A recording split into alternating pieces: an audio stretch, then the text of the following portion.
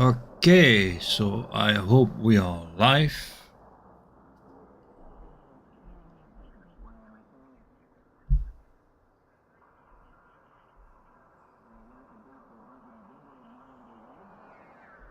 Yet again, I have to do it this way.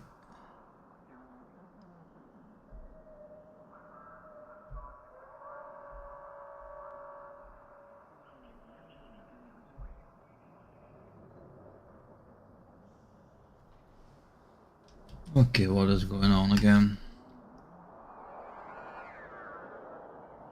We are live, but not on YouTube.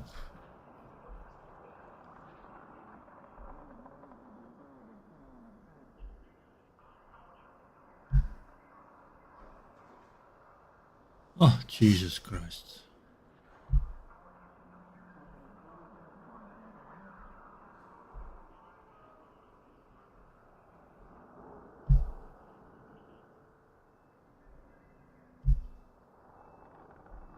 So yes, here we are live. How the hell?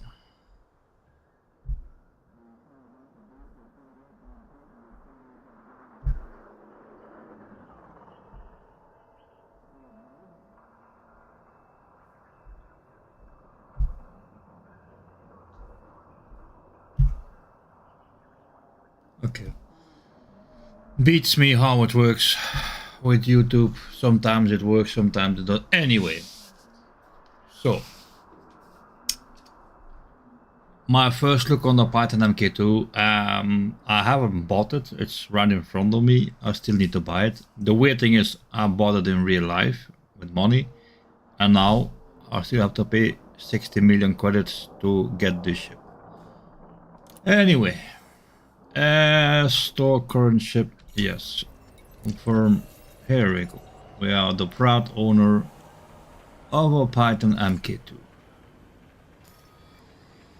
That is exactly the same as the MK1, if I can say it like that.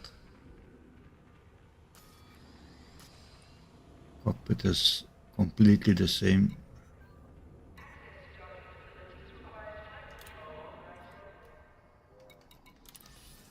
What about everything else? We're gonna sell all that stuff, we don't need it.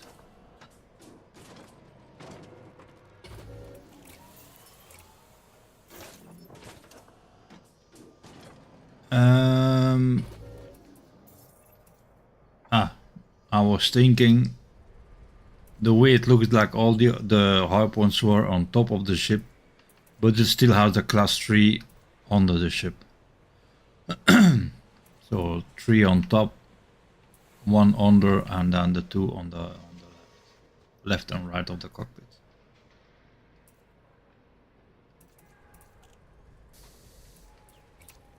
Utilities.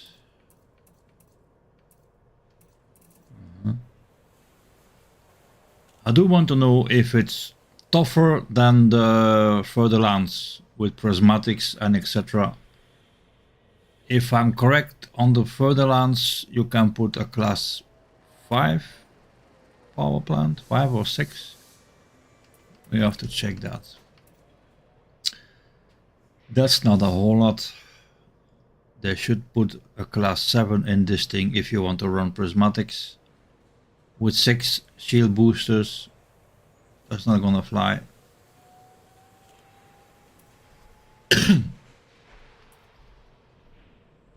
So we're gonna sell all these modules. First we're gonna replace them. Oh, we're gonna do, I'm here with a crate. So maybe I should strip the crate for the modules and sell all the rest. Because the modules of this ship, you can't use them in any other ship, or you can sell. Anyway, they're worthless. So we're not gonna use them.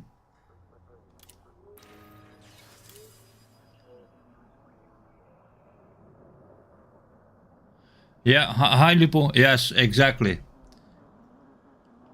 From the beginning that the ship came out, like we saw the first pictures of it. I really like the shape. It really looks like a stealth ship, but inside it's completely the same. At least they could have done it, yeah, more like the outside, more slick, more like, I don't know, just not the same. Just not the same as the MK one.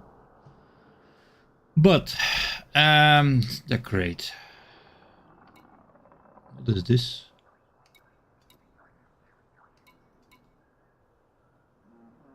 Do I have a pre-built ship?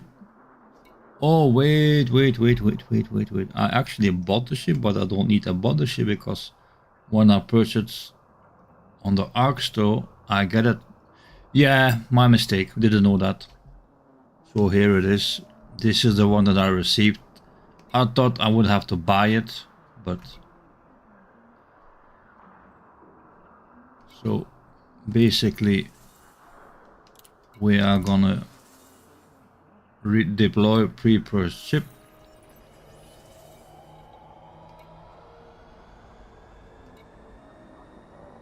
So what the hell is going on now?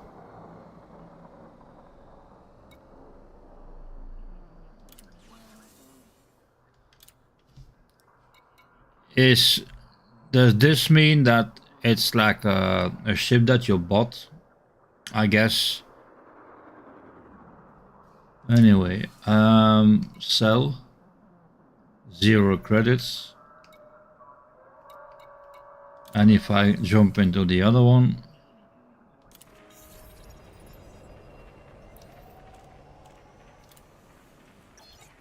the one I just bought, no.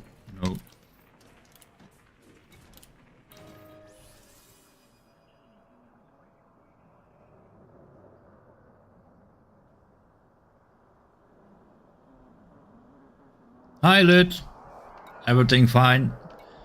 Yeah. So I'm looking at something here. So this one I cancel, right? Sell stored, and I get my money back. Well, at least.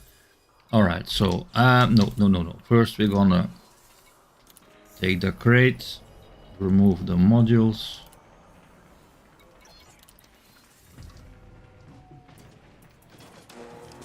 This can stay.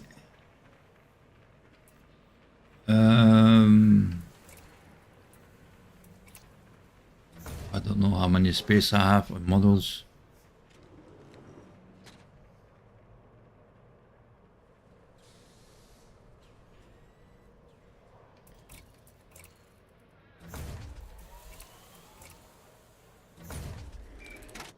So, as I mentioned before, I didn't watch any stream or any video that contains the MK2.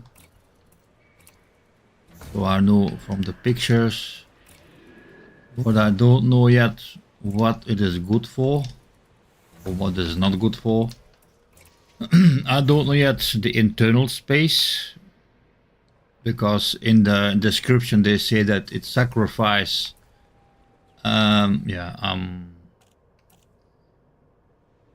I'm full, I guess. Yeah, 200 stored. Well.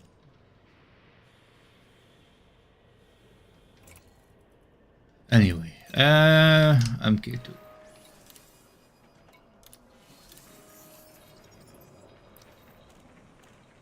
But again,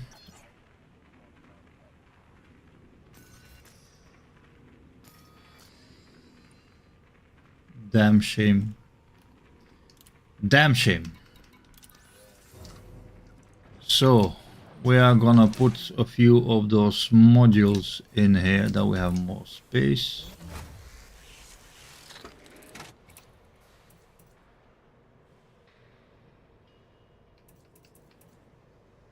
On the other hand, I could take it to the fleet carrier, which is 17 light years away from here, and there I have all my modules, right? I think it's better to do that. So just take along what we have stored here. There was a shield booster, yeah.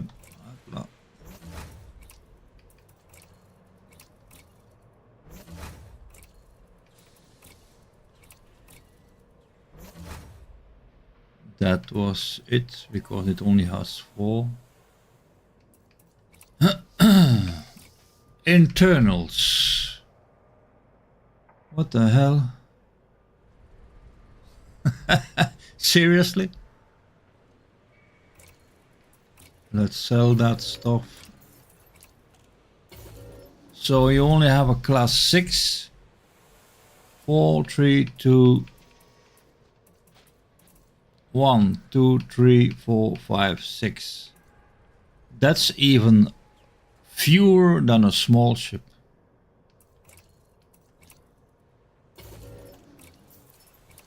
So this is basically a further lands in a Python suit. Everything will be shields and nothing will be hull.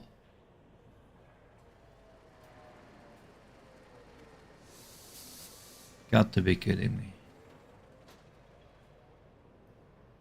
It's gonna be again a pain in the ass to make something with this ship. A class 4 fuel scoop is too small, it will take forever to fuel up. Then if you put a class 6 fuel scoop, well, I don't even think it can support a class 4 shield. Yeah, I don't think that's gonna be my ship. I don't think I'm gonna fly the ship a lot. They did it again. They did it again. Put like 3 class 5 or something. But you know what.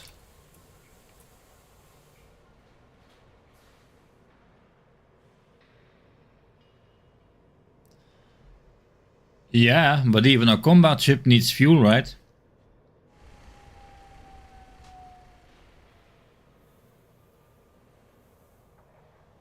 Yeah, I think the opinion of the ship, you can go left, right, up, down. Because I'm saying, yeah, you can put a class 6 prismatic here, but you only have a class 6 power plant. So there is no way that you can put a class 6 prismatics and 6 shield booster. It's not gonna work. Power gonna go to the roof. Yeah, can I have my arcs back? The thing is, I was pissed due to the fact that they gave the ship first at members of, the streamers was, not members, the partners, yes, because my arcs were ready, but I only bought the 16,800 one and not the 32,000. Otherwise, I would have spent double the arcs, but here it is. I took this one. But anyway, I'm gonna test my theory. I have the prismatic 6, but it's on the carrier. We're gonna put 6 shield boosters on that thing, see where we end up at shields. But also we're gonna need to compare the roll, pitch, roll, and yaw compared to the further lands. They say it's a competitor for the further lands. Well, let's see if they are correct. Let's see if they are correct. What will you think? You have 4 large one and 2 mediums, but the further lands as a class 4, 2 class 2 and 2 class 1. What would do the most damage?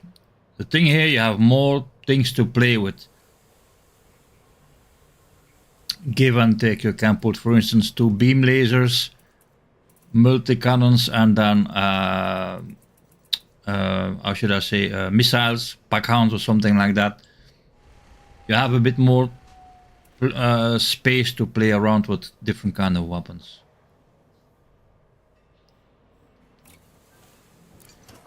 Just gonna check something. Since I am a Shinrata, I can directly see this one here, further lands, where are you?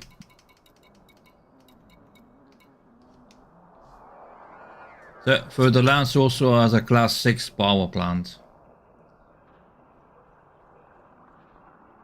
That's what I'm saying.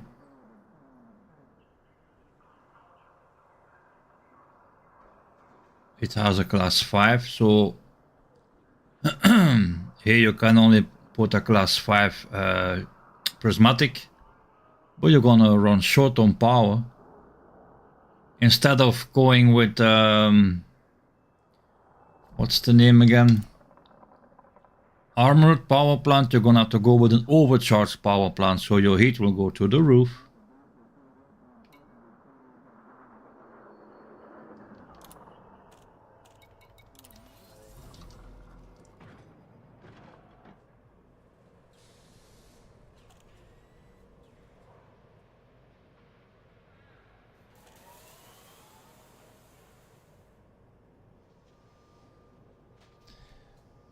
The stream is lagging. Hopefully that will go over.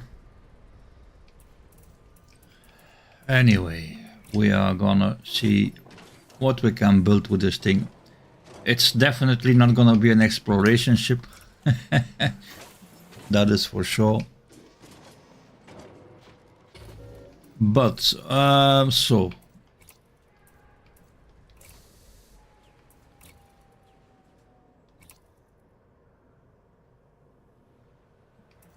Where is the stuff I just removed?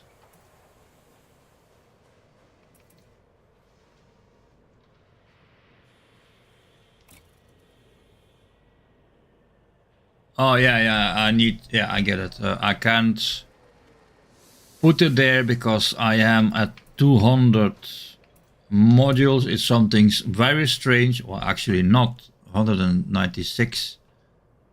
So why can't I not? Hold on, what is going on here? So I want to change my thrusters. Stored here. Incompatible slot. I'm not gonna sell it. What the hell? Anybody has an explanation for this?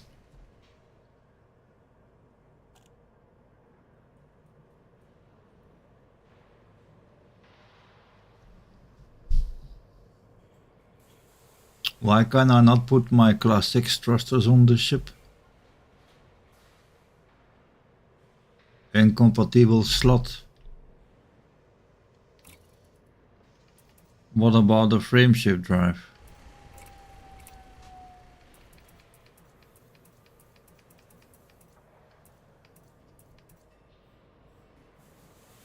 Okay, what the hell?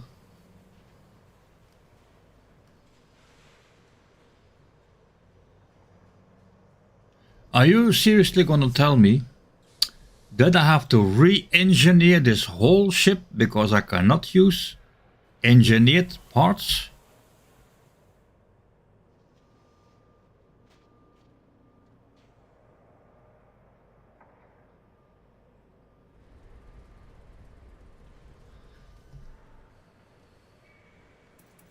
Yes, but I can't sell them.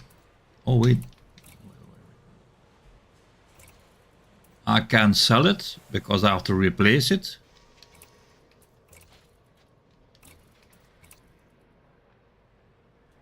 Or is it? Oh wait, it's maybe not selling, but wait, maybe I understand it now. Wait, where are you? Here. No, I don't have the option to sell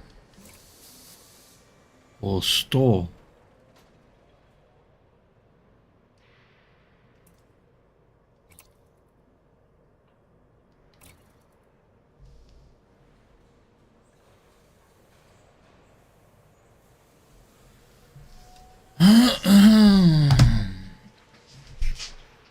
What the hell? Now, okay, so this is the ship that I received. So I'm gonna buy one. Yeah, that's the one that I received. What if I buy the MK2 now? And I'm guessing on that one I can put whatever I want.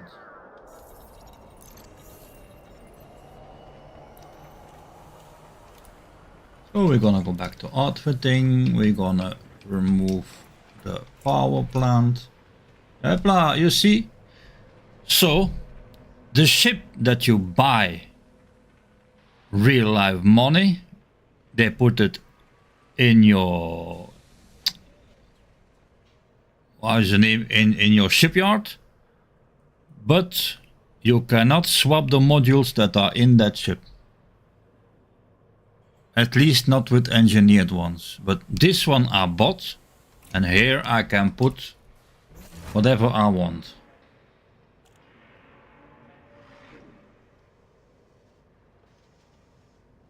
If somebody can explain me why the hell, then I would gladly like to know why. Now the good thing is they have now the 5A SCO, so we're gonna put that. Life support can, it's a combat ship. Come. Power distributor. Sensor aerated.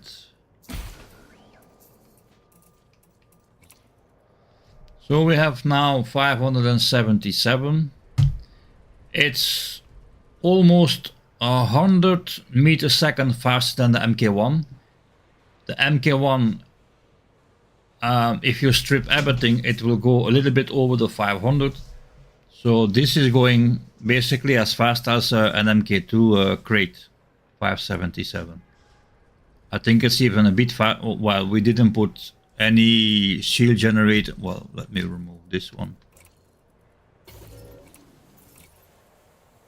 Speed wise, it looks to be the same as Further Lance, MK2, stuff like that.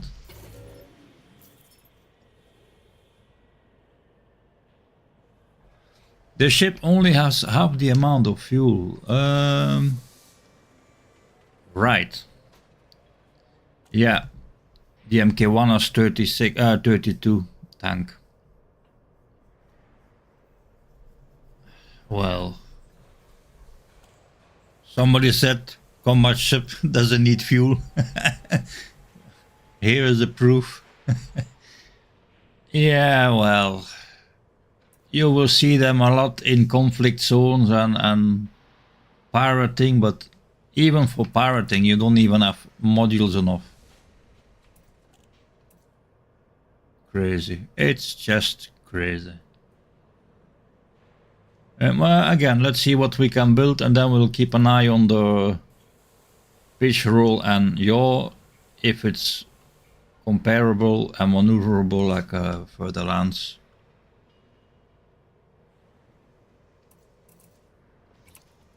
I don't have anything left to put here.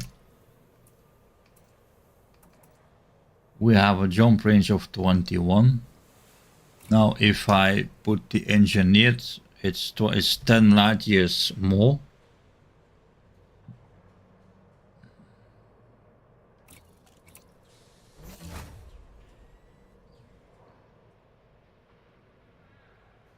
But I've read somewhere that if actually that's something I'm gonna test right away.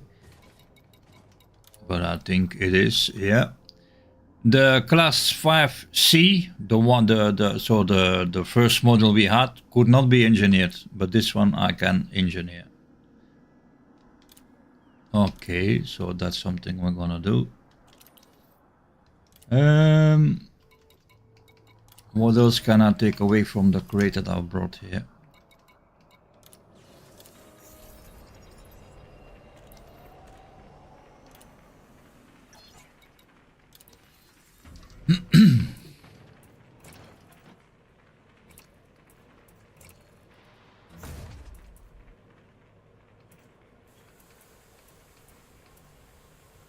That's about it. I don't even need that shield generator.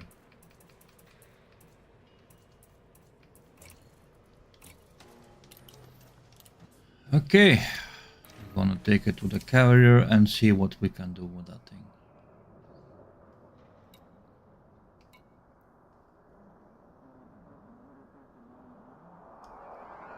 What? But look at this now. So whatever I'm doing with this ship will reflect on this ship. Can anybody explain me this? Because I don't know what's going on. So this is the one that I bought. I could not put the modules in it, and now it does have the modules.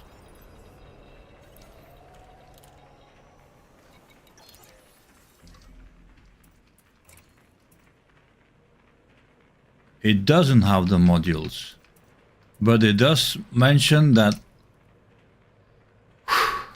Okay. It's getting complicated. We're gonna use this one. Yeah, nice bug. So we are gonna put that shield generator. So I'll take everything with me new that I brought along with the crate.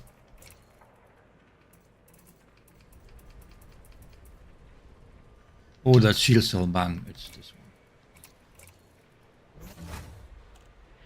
That gives us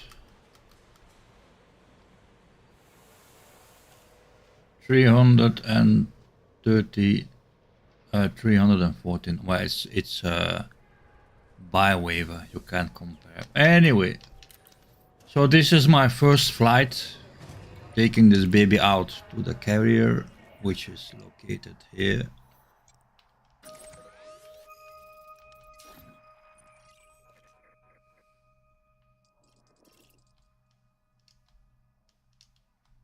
Come on. Why won't you lock? Oh, Jesus Christ.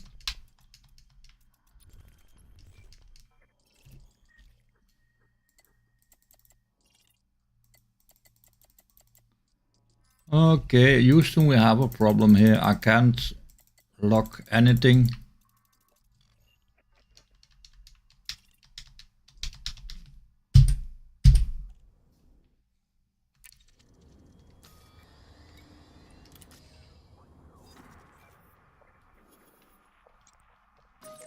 It seems that update 18.4 brought bugs with it. There we go.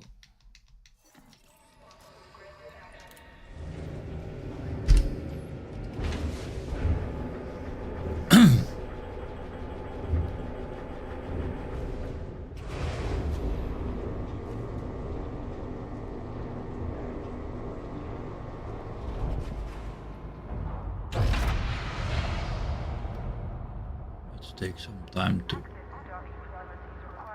view this baby from another angle.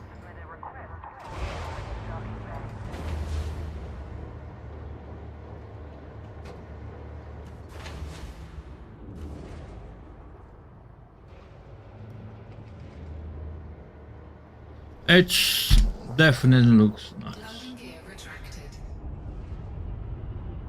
And it definitely is agile. Okay, 3, 2, 1. That's how you fly your first ship.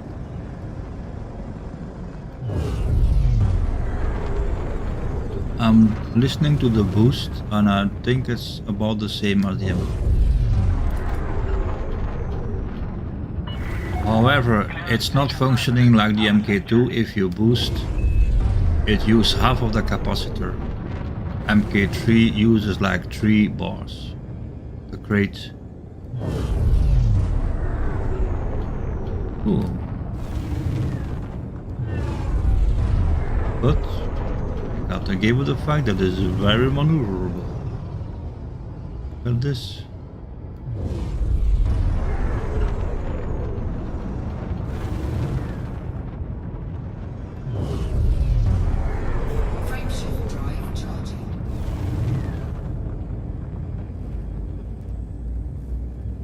Yeah, but this is an armored power plant, so it has less temperature.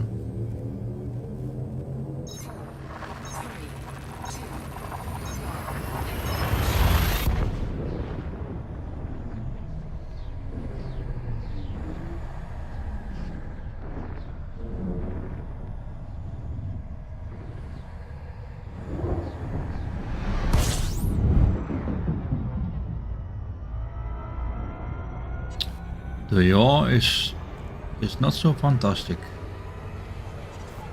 Super.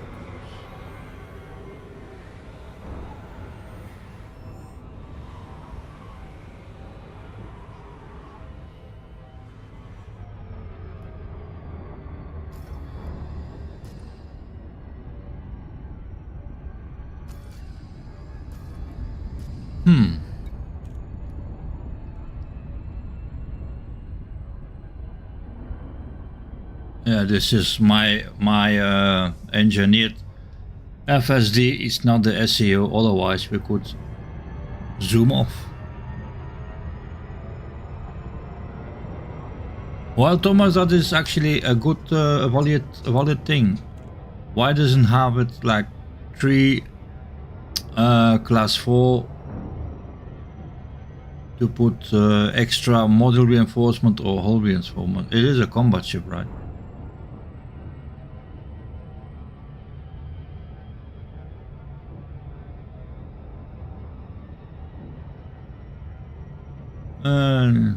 For the moment, I am not impressed.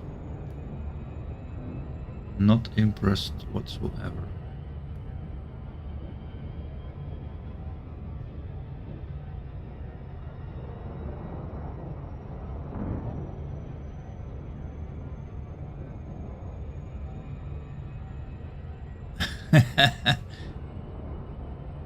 Well, it's 4 or 5 variants, so I guess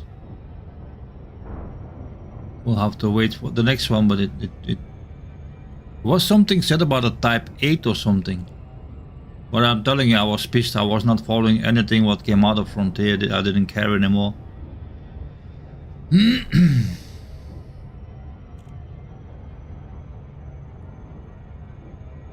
But I'm thinking with this baby here, you're really gonna have to play around the power plant. If you put prismatics and sex shield boosters, you cannot start putting thermal weapons. You don't have power enough to run that. This should be a class 7 power plant.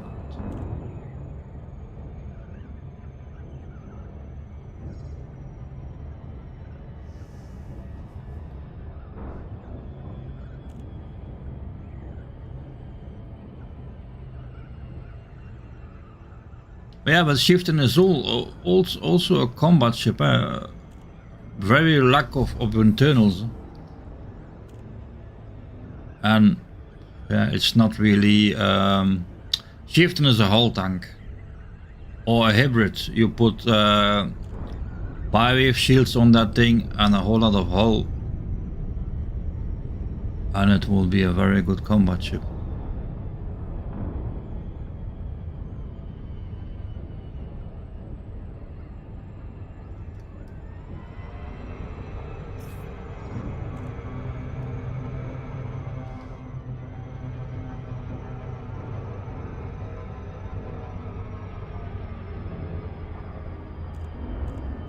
I have a bit of everything. I didn't know that the carrier is gonna land next to this gas giant. It's annoying for gravity issues. I don't know if you heard it, that the website of Frontier crashed. There was a problem for sometimes you couldn't buy arcs. I guess it was over-flooded with people who were buying arcs.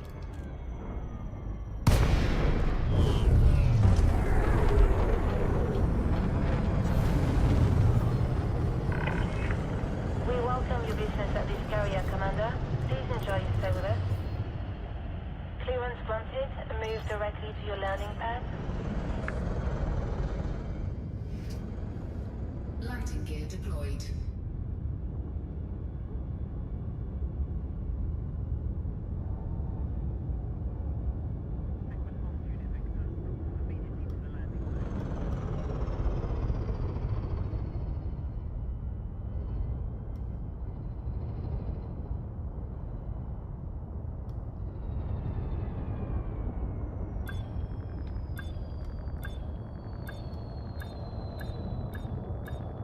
I'm telling you, the yaw is not fantastic.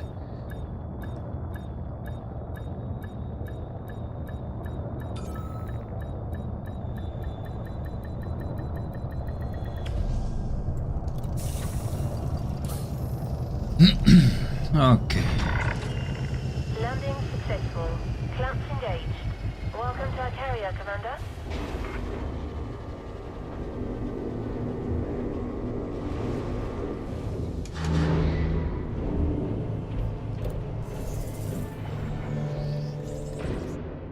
First, let's recall the crate. I don't get it. This I don't get. Anyway, transfer to this location, yes. And my crate. Okay, so.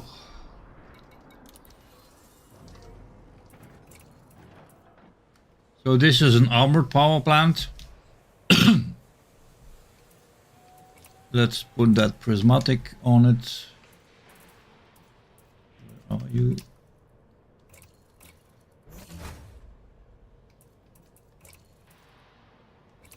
Shield boosters.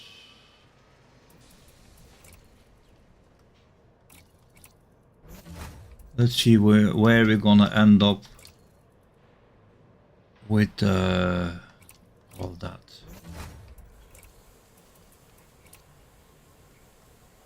Duty. No. I'm gonna recall you, but I have to strip the ship.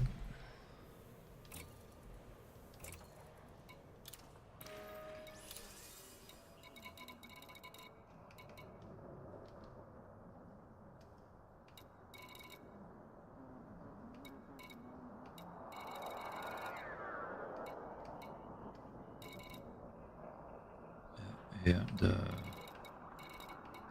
the Anaconda.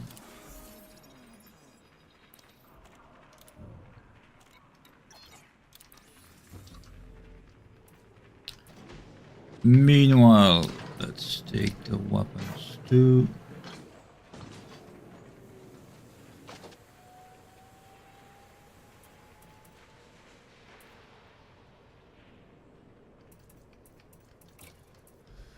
Then, shield boosters.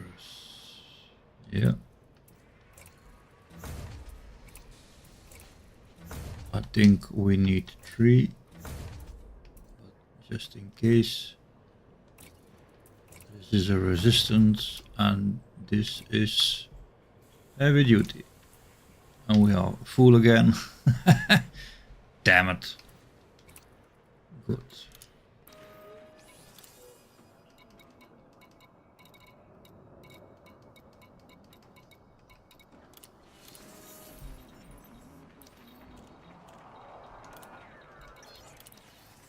But I still have to put 3 more and I'm almost running out of juice. How far are we now? Shield strength 2300.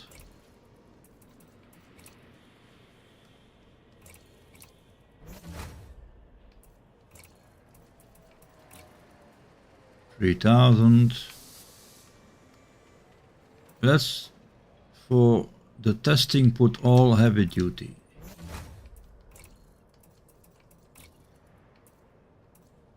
Do a and let's put the thermal. So we have 3552 shields. Still 500, that's what I'm saying. So this is now the speed like a further lance or an MK2.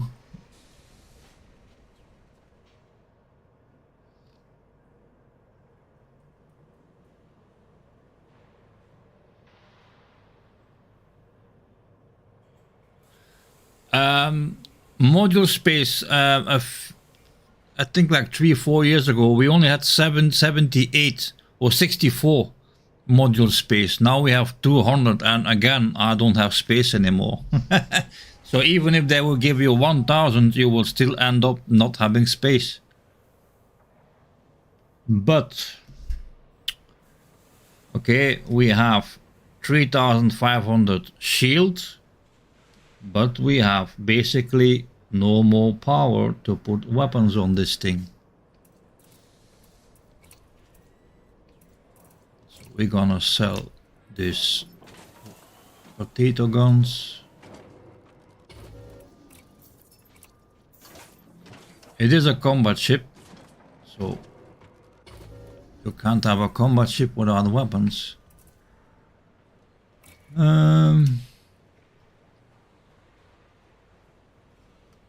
Effective thermal vent to cool it down.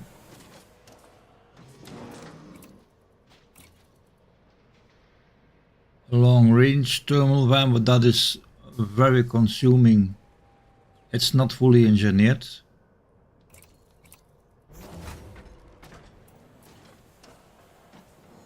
And now I guess 4 multi-cannons.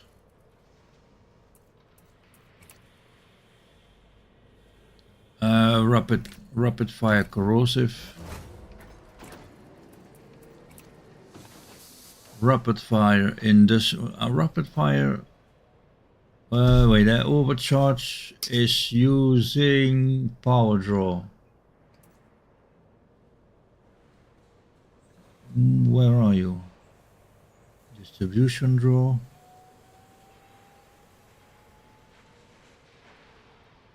Damage per second, damage thermal.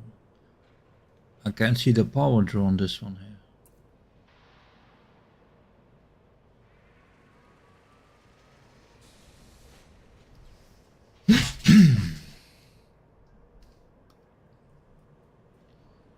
Oh wait, here.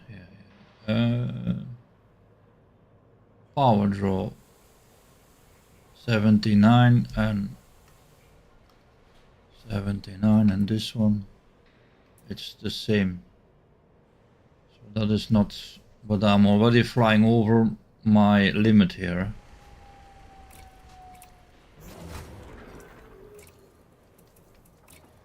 Let's see if we can do something with power management, but I don't think so, because we have not.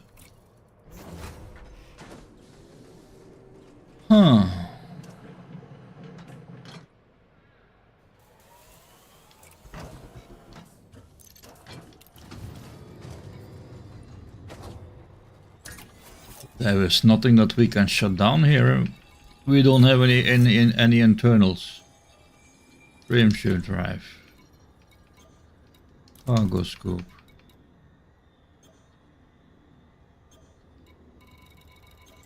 Yeah, that's what I'm saying. You do not have power enough with a class 6. And if you go overcharge, and I don't think I have that. I used to have them, low draw. I don't think I have a class 6 overcharged that I can sell.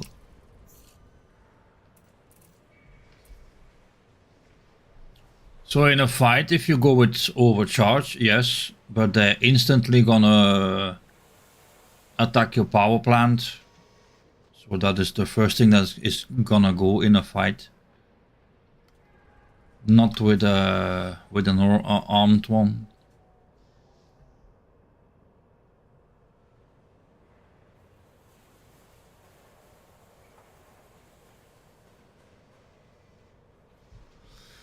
Yeah, Thomas, it's gonna be a balance between very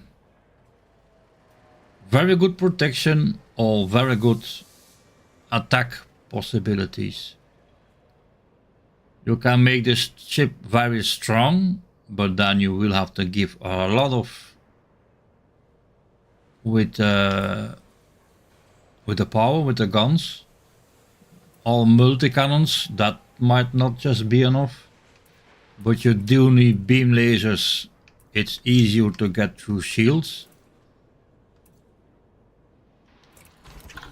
Let's check if I have somewhere an overcharge on another ship, but I don't think so.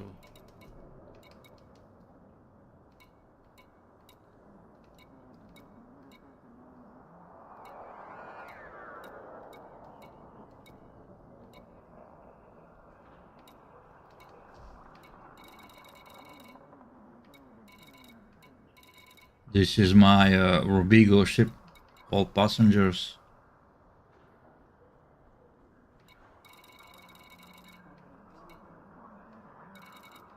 Shields online. Class 8.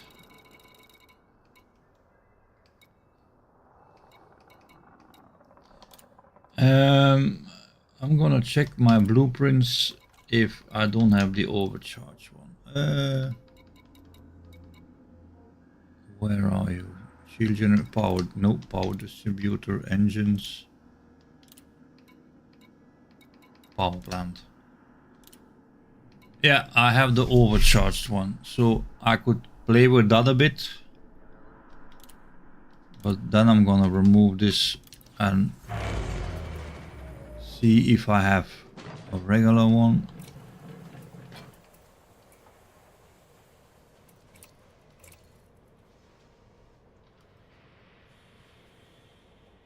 I could swap this one and take away the low down, then power plant. Yeah, let's go with overcharge.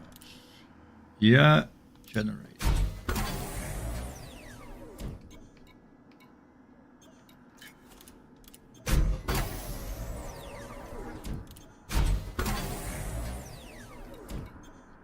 Let's go like grade 3 to see where we're gonna end up. That's 31.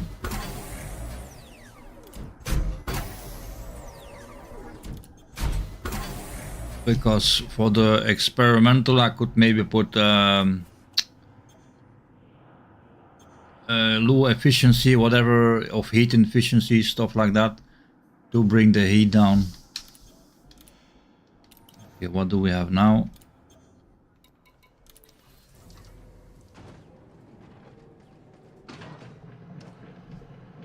So now we flirting with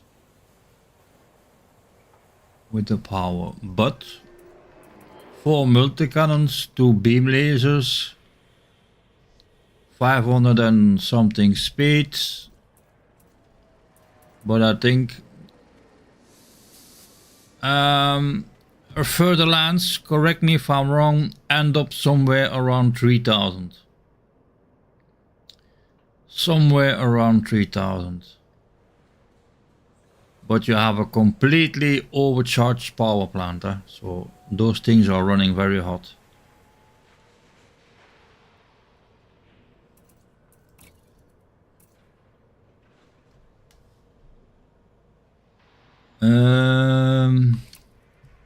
I want to take this thing out for a fight. We're gonna put some protection in this thing.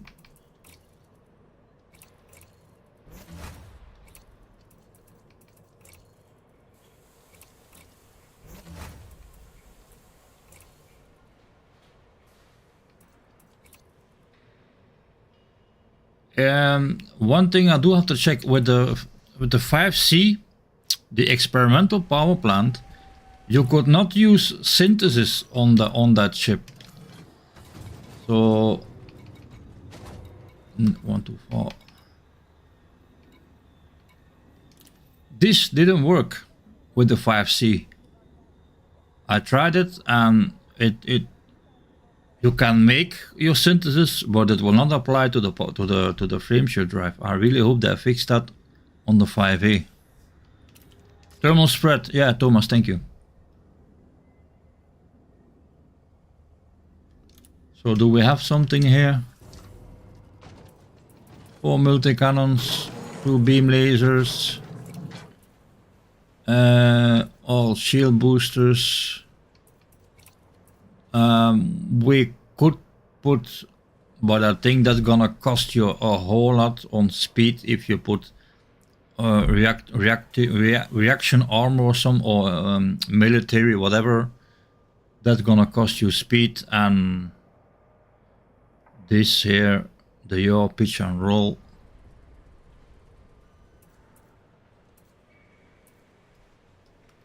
This is a fully engineered power distributor. So basically it's ready for a field test. So we stay in range of our power. And if I'm correct, E3, which I'm supposed to be very close, here this has compromised now beacon, so we're gonna do some pew pew with this ship. 3040, yeah, well, that's what I was assuming, roughly around 3000. Now what I don't know is the maximum DPS of a further lands compared to what you could build with this. Because a class 4, 2 class 3 and 2 class 1, or 4 large and 2 mediums, I don't think you're gonna be very far apart from what in one. But you have more playroom with 6 than with 4. So 2, 2, 2, this doesn't matter. So we're gonna in full attack.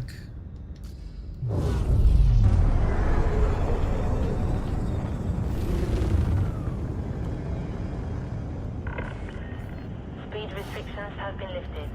Best of luck, Commander.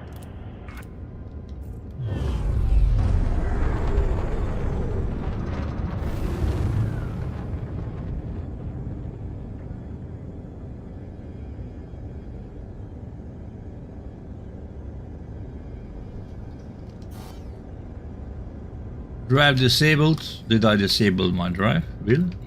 Oh yeah, when I was playing with the power. Yeah, right. That's not gonna work.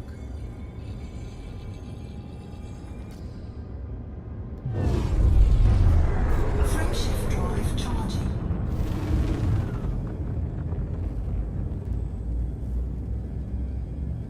I just somehow wish that this ship has a special feature, something that the other one doesn't have, like, I don't know, few seconds stealth mode or whatnot. Like, it really would be something different.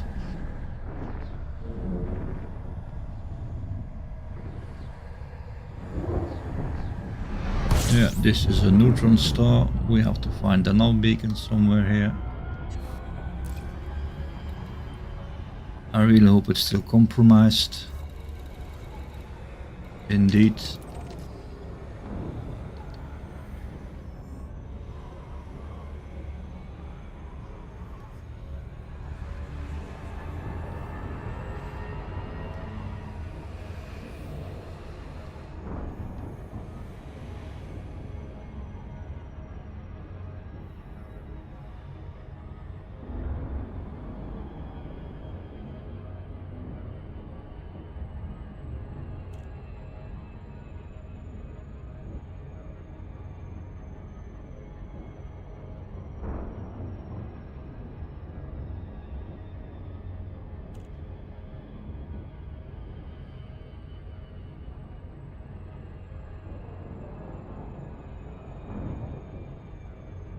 Might be a good test for the power plant, because we are actually very close to this neutron star.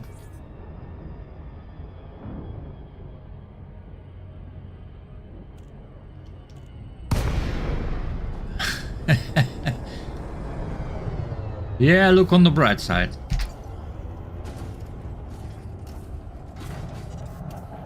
I do not recommend to put an ASCO FSD on the further lands. Hi Zoop. Because as you just mentioned, 8 ton, you're gonna fly 3 seconds in overcharged supercruise and fuel rats. So what do we have here? A Python! He's not gonna be wanted, right? Where are you? Over there.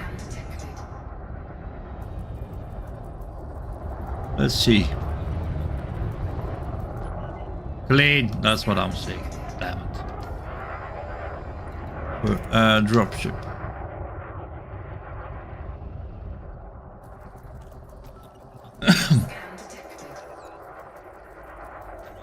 Clean. Come on, this is a compromise. Further lands, or even better. And he's flying straight to me. That's gonna be a wanted. What in the name? Oh, come on, you gotta be kidding me. Oh, I already saw this one. Crusader.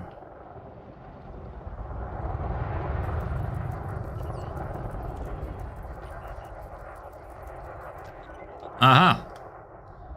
All right. Stay in the blue. Here we go.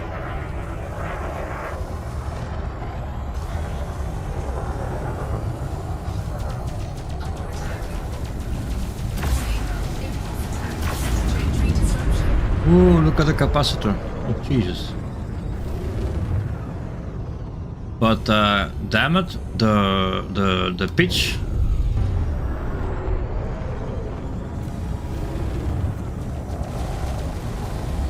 Oh, the pitch is fantastic. You can easily follow your target. Look at this. Yeah, the pitch is very good.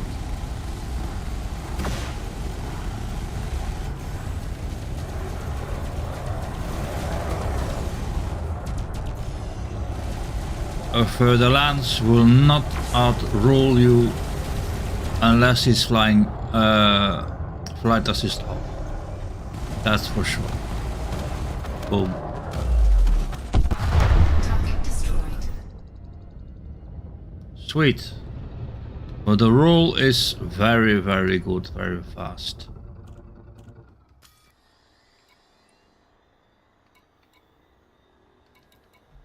Ah, come on, where is everybody here?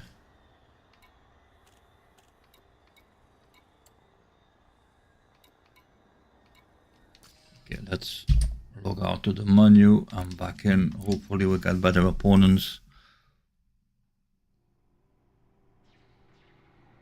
Why not stream on Kick? What is Kick?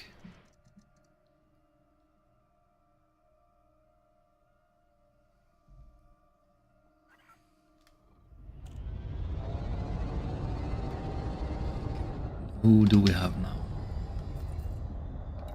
Python. 2 Pythons. Scan detected.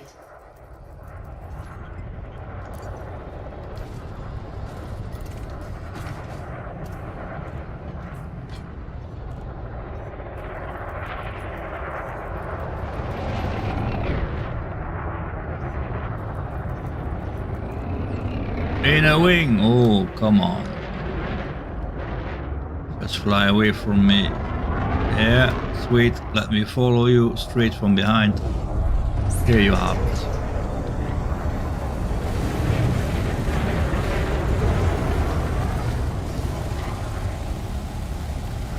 Target shields offline. Warning. Temperature critical.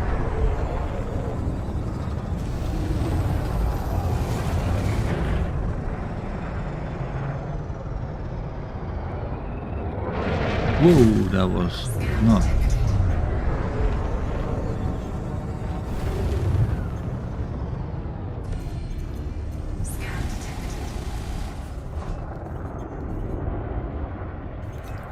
Yeah, but it's a middle way with a capacitor for this build.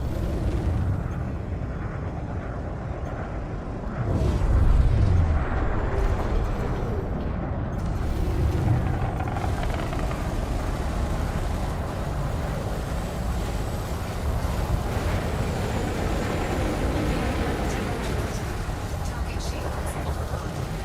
Warning. Taking new target shields. Scan detected. Target shields offline. That should do it. A ram. Scan detected. He was in a wing, right? Where is the other one?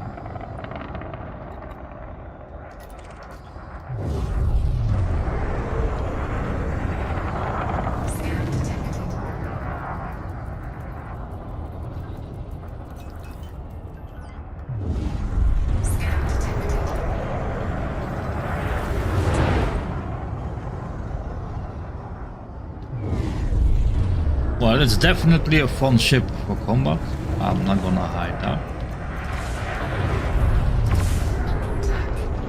And if you start the roll at the right time, when you boost, you can keep them straight in front of you. Of course, NPCs have endless chaff, which is very annoying.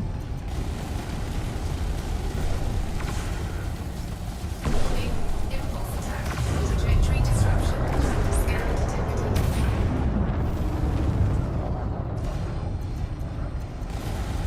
Scan detected.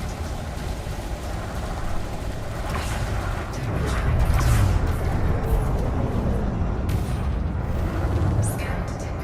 If you can outturn a chieftain, I can tell you then you have a good roll.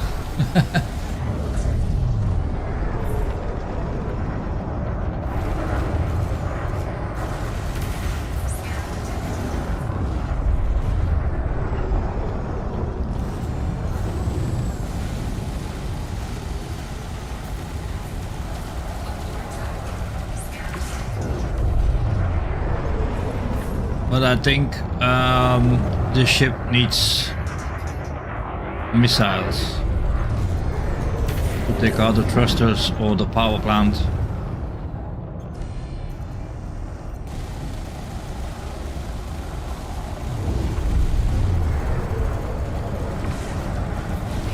Temperature critical.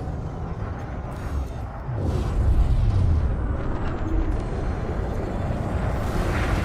shields. And of course, if you are good with fixed weapons, you don't have to care about the shaft. Boom. Taking new target shield. Wait, Target destroyed. 741,000 credits.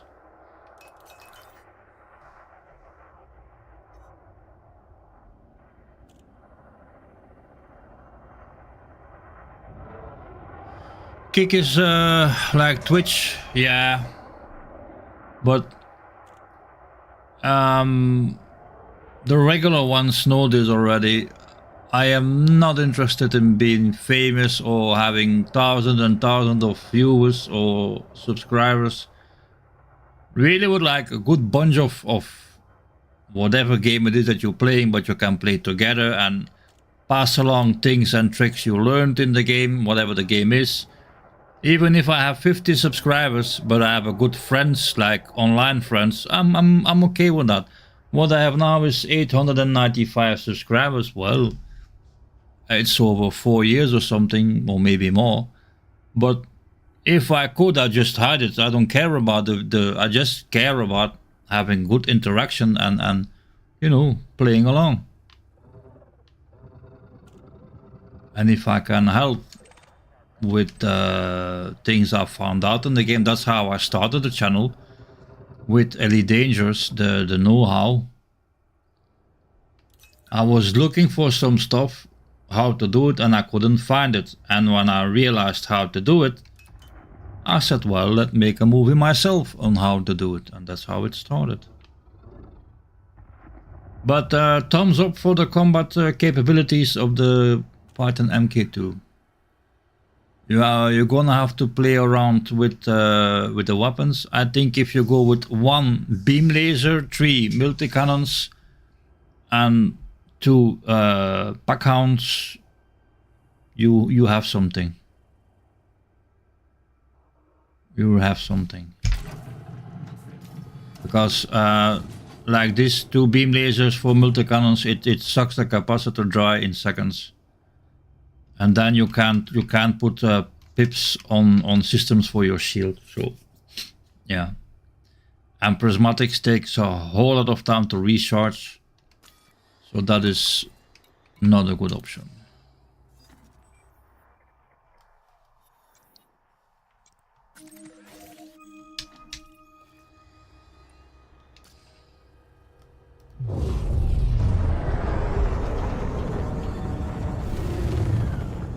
Frameshift drive charging.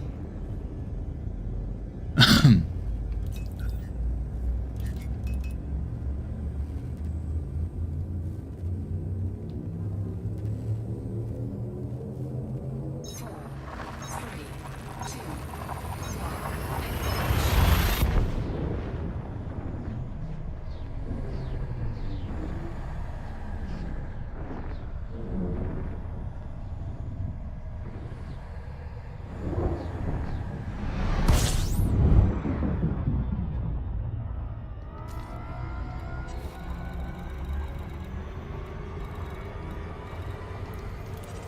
I'm gonna put the 5 SCO.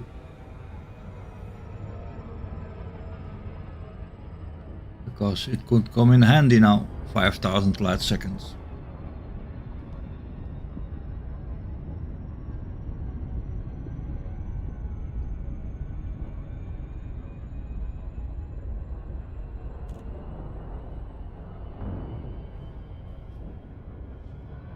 Yeah, you could consider it as the brother of the Furtherlands.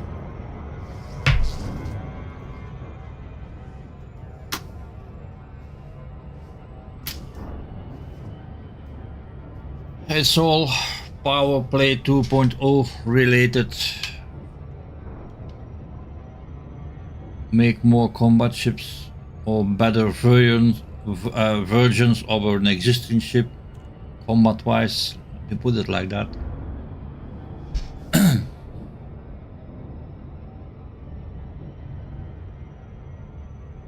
I do like the shape of the if you look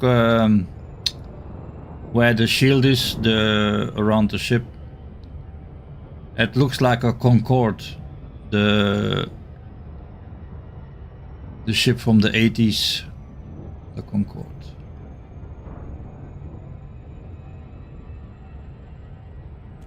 The plane, sorry, the plane from the 80s.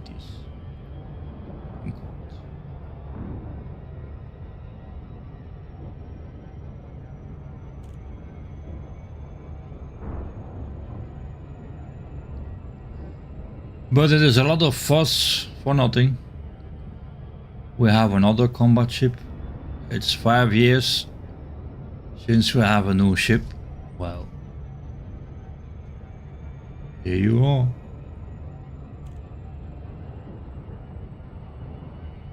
I think I'm more interested in engineering the frameshift drive for my existing ship than to play with this ship.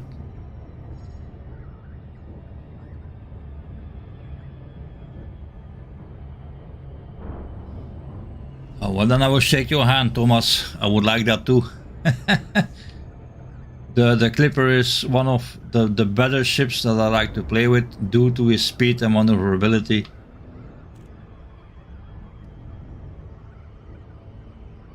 It's actually a very good Titan ship. I did the passenger rescuing, the escape pod rescue with the Clipper, and it did a very good job for that. Also, the fact that you can put a class 7 multi-limpet controller is very easy.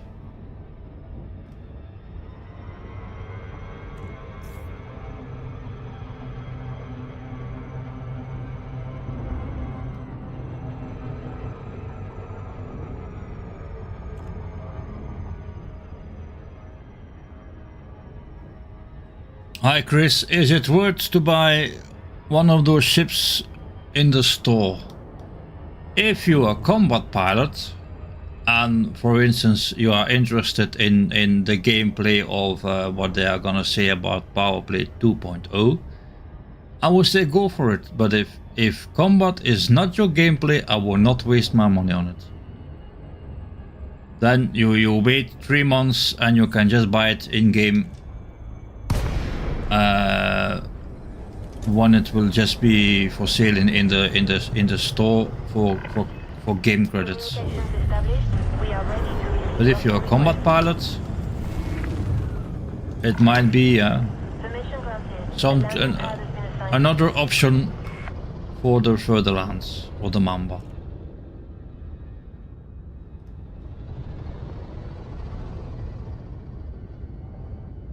Nine.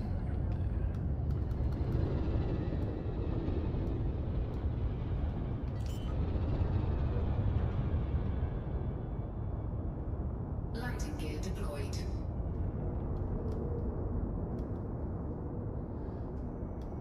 For on foot play is the Carrier indeed a very good ship, and I can also recommend the Vulture Vulture is a bit better because the shields are stronger if you do on full gameplay at a settlement. If you're under attack or something, the Vulture can have more than the Courier.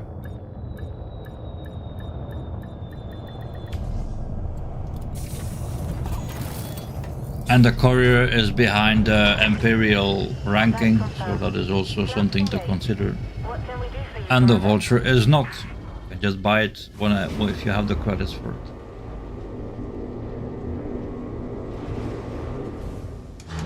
Because if I feel like doing combat, I will just take a Vulture with efficient beam laser and a multi-cannon with corrosive on it, and you just go to like here a compromised snow beacon, or wherever they're fighting. It's that ship is so goddamn maneuverable, has very good shields, and you have two large weapons on it. It of course it takes longer to kill, but it's very fun. And if you have the opportunity flying in VR or playing VR, I will definitely recommend that ship, the Vulture. But for this ship, I don't feel it. I really don't feel it. Yes, it's a combat ship, but there is nothing more to say about this ship. Look at these internals, it is ridiculous. 6, 4, 3, 2, 1, 1. 6 internals.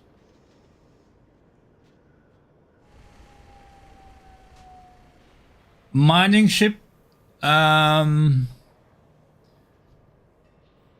the Python MK1 is the best mining ship. Where here? This one. That is the ship that I'm flying now is the upgrade version of this one, but I don't agree with it because I will show you why.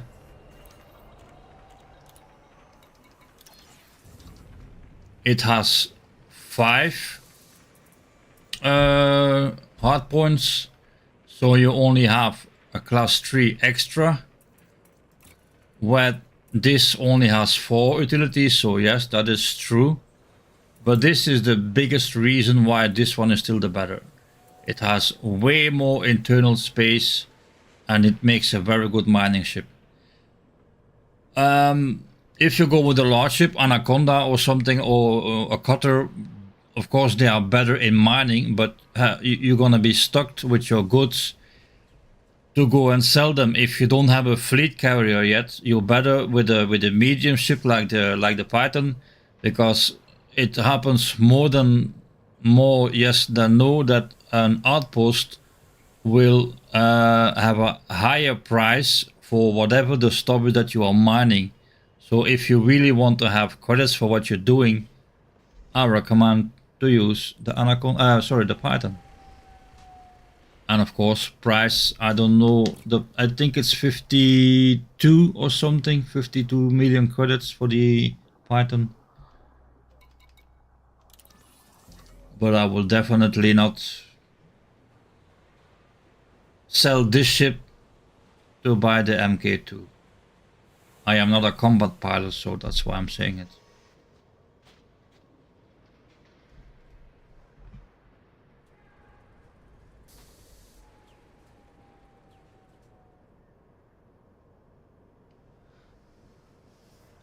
Well, let's just see it like this. Your MK2 has a bit more firepower, a bit more protection, but this one has a whole lot more possibility for hull reinforcements, which the MK2 doesn't have. For instance, if you didn't pay attention and you fly with your MK2, but you didn't put point defense on that ship, well, put torpedoes on this one, take out the shields, and you will shoot the hull of the MK2 in a matter of minutes. Always a give and take. It's always a give and take.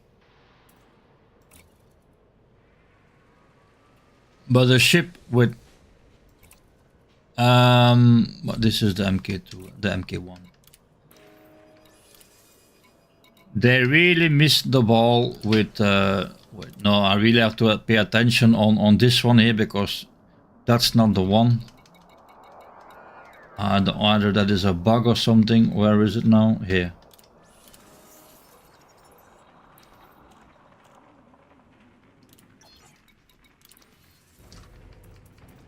This is ridiculous. Just plain ridiculous.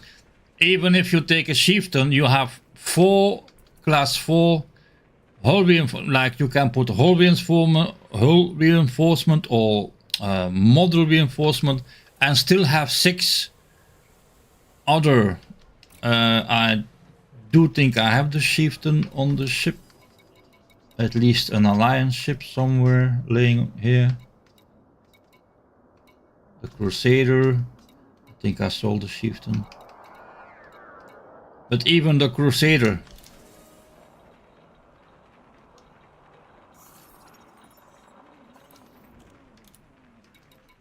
And this one can actually have a fighter bay. So 1, 2 regular, I can put whatever I want in here. Then 3 class 4 military, and I still have 4. So 1, 2, 3, 4, where I can put whatever I want. So the 4 here, they are missing at the MK2. Where are they? That's what I don't get. Somebody made a boo-boo when they designed that ship.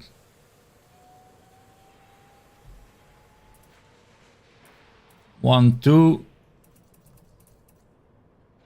3, 4, 5, 6, 7. It even has 7 slots where I can put whatever I want. Then, so in total it has 1, 2, 3, 4, 5, 6, 7, 8, 9, 10. It has 10 slots.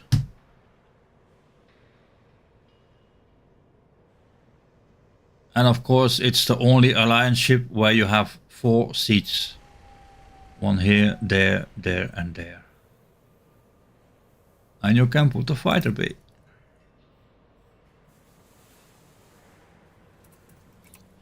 So other than more shields and 1 extra gun, there is no difference between a Further Lance or a Mamba. I don't see it. I really don't see it. So again, if you're not a combat pilot, I do not recommend spending your arcs on the MK2. Definitely not. But that's my opinion. And out of all the cockpits, it's been long actually that I've been in an alliance ship. The alliance ship has the most perfect cockpit. This I could really believe it's a spaceship with all the things around you. It's a very beautiful cockpit. Again, play it in VR and it's amazing. So what I'm gonna do now is leave the MK2 for what it is. I'm gonna focus on engineering the it's still on the ship, right? I have to remove it. I want to engineer the frameshift drive.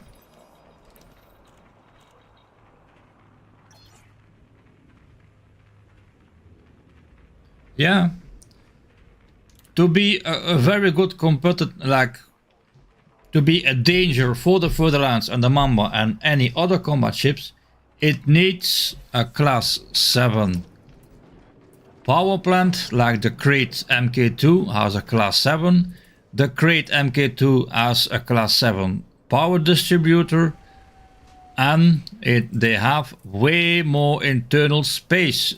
Something is wrong here, definitely wrong. This is even less than a Sidewinder. Yes, you have the class 6, But the Sidewinder also has 6 or 7 internal slots, so here is, yeah, well, they missed the ball. I can't say anything else.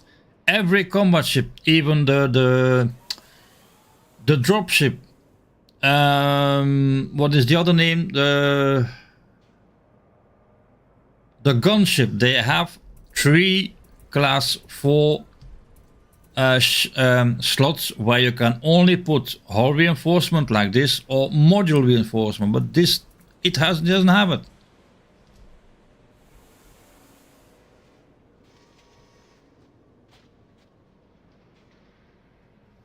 Yes, Thomas, but as I just said, the Alliance ships has 3 class 4 extra space. The federations, the federal ships. So here I'm telling you that they overlooked something when they built it. It's not possible. It's a complete shield tank, but this, I mean, it's ridiculous. How much hull does this thing has? Total mass, speed, shield strength, total damage 13.1. Total mass. Oh, I can see. Wait, I can see it here. 1,340 hull. That's ridiculous. In combat, that's nothing. Yes, you could put, as I state, the hull here. Reactive armor, but it will cost you speed, like maybe 220 or 520 or something like that. Then the Furtherlands is faster. But you still will be nowhere close enough. Now I do have to chew my words because I just took a look at the Furtherlands. Here it is. Let me take it out. The Furtherlands has also no extra. Wait, did I say that I was gonna launch it? That's not good. Come to think of it, the Furtherlands also doesn't have those slots.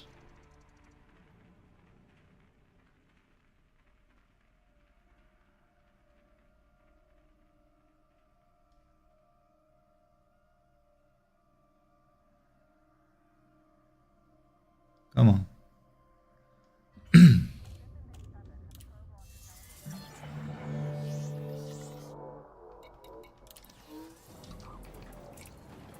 See? 1, 2, 3, 4, 5. 1, 2, 3, 4, 5, 6. Yeah. So the difference is that it is a class 6, so you can put a class 6 prismatics. That's why you gain like 500 megajoules of shields. But yeah, so they didn't make a boo-boo. They really want to be so close to each other in like combat. Strange. But again, combat is not my cup of tea. I like it, but I'm nowhere good at it, so definitely not PvP.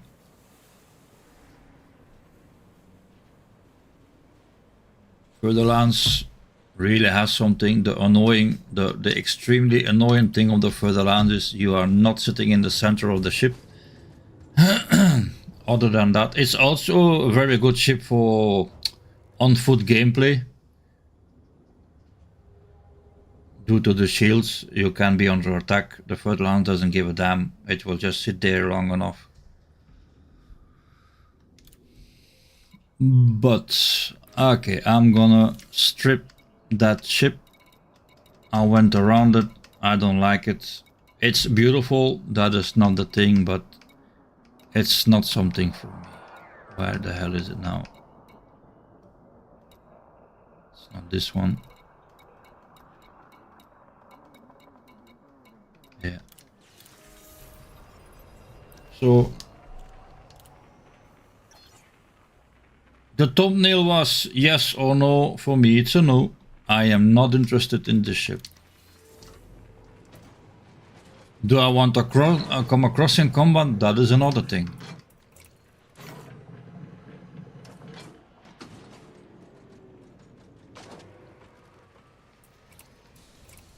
So we're gonna strip it and we're gonna put it in a hangar and it will stay there until, yeah, it has a purpose.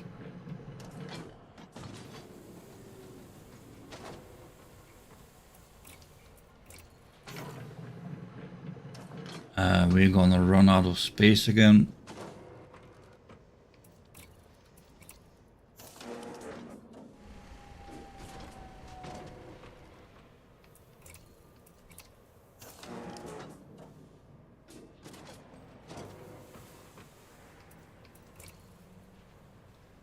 Let's wait with that. I want my modules.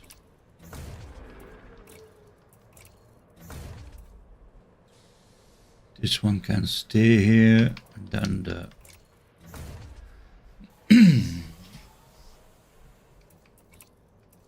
that can stay too. We don't need anything of that.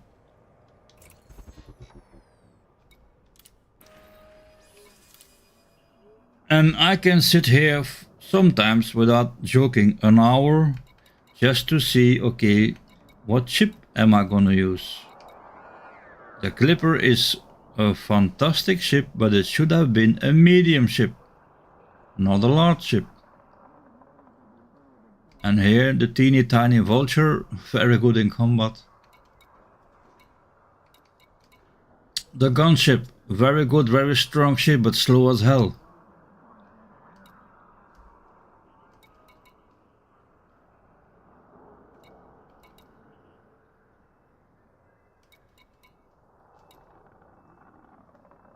I recently discovered that a cutter has a lot of benefits. It has a good boost speed, 480, 490, compared to the Anaconda and the Corvette, and definitely the Type 10 boost speed 320. Engineered. And that is a Tiger ship. I should sell them all, but I can't put it over my mind to sell them. I have them, so I will keep them. Great, here we are.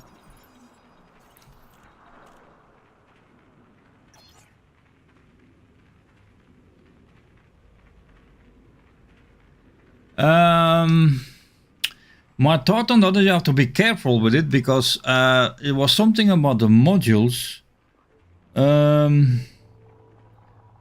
Basically the same thing that was going on here when I tried to put my modules in that ship. It didn't work.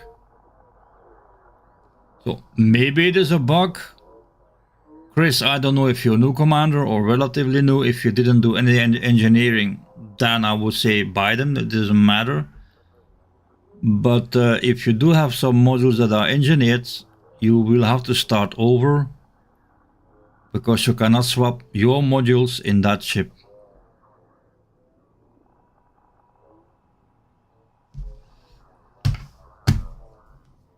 Yeah, don't be so fast to throw money at Frontier, Chris. Don't be so fast. It's very easy to make credits in the game. I'm not gonna say if you're a new commander, but give it a few hours to have a better ship. Do some trading. Always watch out for NPC pirates, of course. But the thing is, I'm speaking for myself, not for everybody. It's kind of pointless to really, you start the game and directly want to go to bigger ships and ooh la la, look at me, I can fly this thing. Many commanders, me included, once you get to the large ships, Anaconda, Cutter, Corvette, they look fantastic, but they are not definitely not engineered. If those ships are not engineered, you're flying a brick. So don't go too fast in the game. Enjoy the game. Now that, of course, if you have a specific role you want, like if you're an RPG commander, role playing, and like mining or AX, then it might be interesting to buy one of those ships, because yes, it's already built in the direction of that gameplay. But I will not jump too fast. Just play the game for 1 or 2 hours, see what your likes are, and okay, this ship I like, this ship, like what I did now, I spent, I don't know, $9 or $10, euros, whatever it is, on the MK2. Don't like it. It is a chance you have to take, but the money is gone. They're not gonna refund me, right? So play the game for a bit. There are many different categories to go along in Elite. You can just stay an on-foot commander. You don't have to have a ship. The taxi will take you wherever you need to go.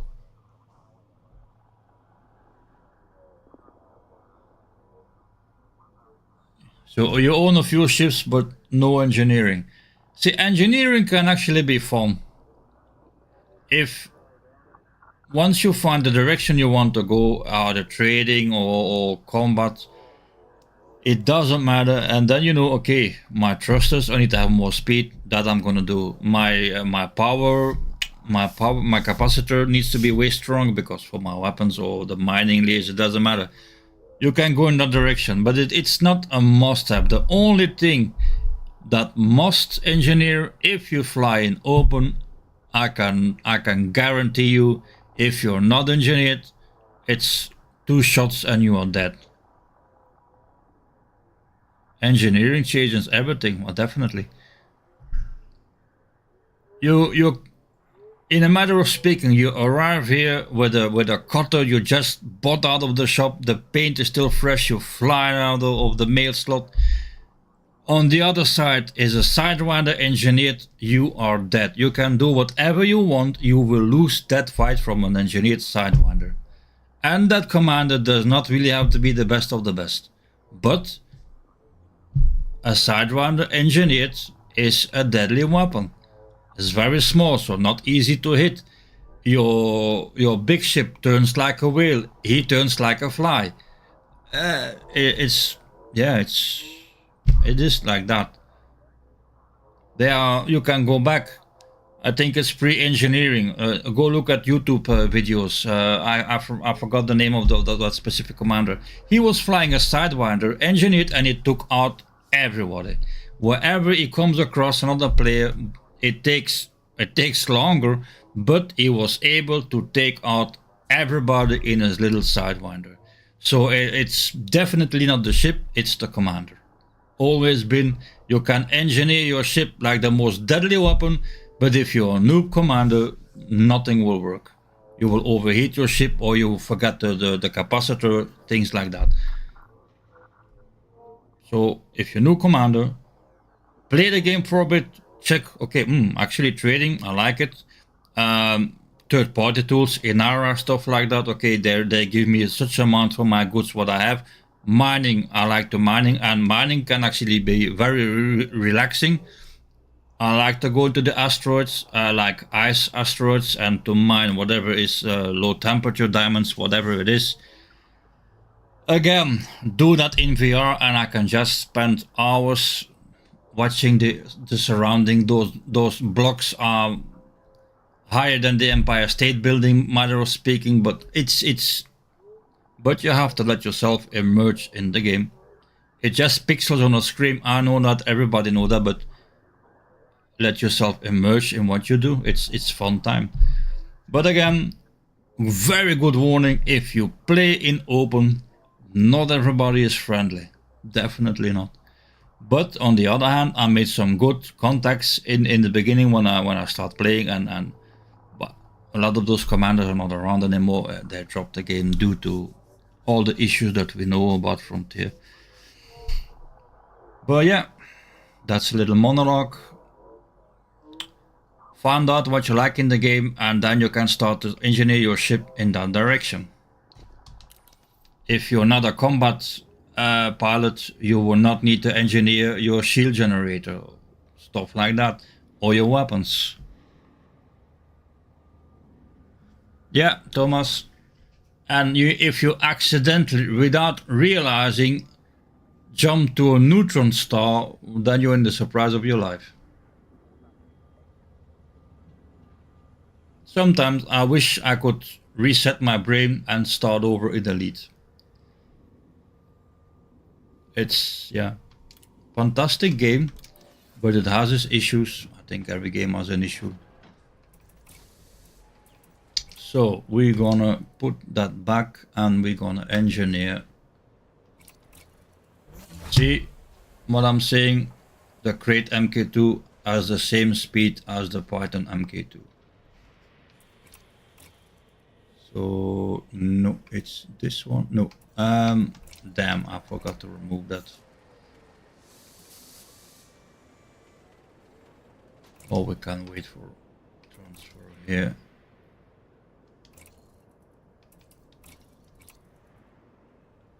And also, see, class 7 power plant, class 7 power distributor. So you could basically put stronger weapons and stronger shields on the MK2, the Crate MK2. And on top of that, you have more internal space. Look at this. So the Python MK2 is not definitely pay to win. Definitely not. I don't agree with that.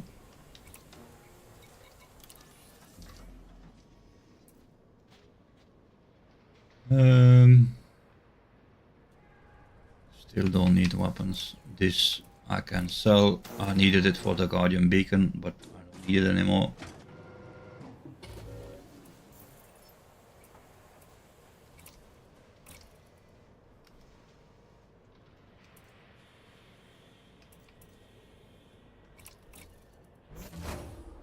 Always good to have some weapons around, I guess. Explosive.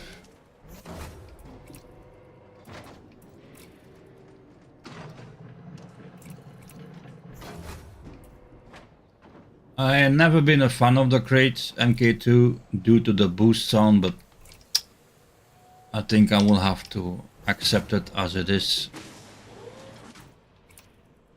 This and the Python MK1, now you have to be careful what you're saying, are the best multi-role ships.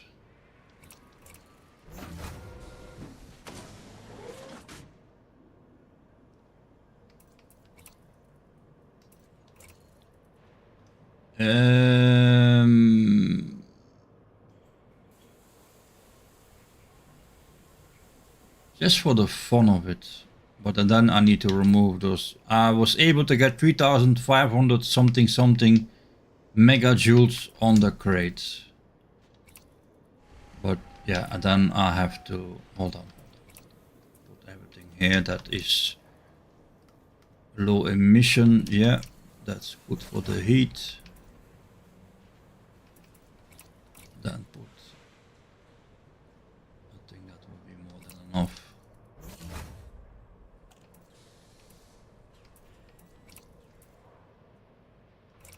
Let's put one here too, so we make more room. I'm just gonna see where I end up with the prismatic on the Crate.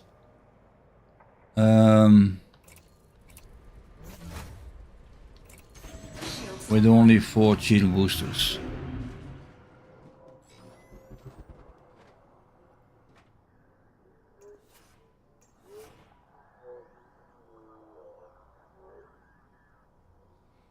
Yeah, you are right, Thomas, you are right, but either it is a bug, again, either it is a bug, because I don't see any, but I start to understand what's going on. See, that ship that you bought with real money, you don't pay any fee on it if it's destroyed. But the modules that you made, that you engineered, if you put them on that, if you would be able to put them on that ship, and they're also gonna say you don't have to pay anything to get them back, that's a conflict. Because on the other ship, you will have to pay them, you will have to pay. When you have your rebuy screen, you can actually select what do you want to rebuy, your ship, the weapons, etc, etc. If you don't have enough credits, maybe if you're lucky just have enough credits to buy the ship back, but not the modules, you can choose that. But if I put all my engineered modules on that ship that I don't have to buy the rebuy, then actually you start to have pay to win in credits, not in money, but in credits, because I can make a badass Phantom MK2 with all the whistles and bells, and it will never cost me a damn thing if I'm dead.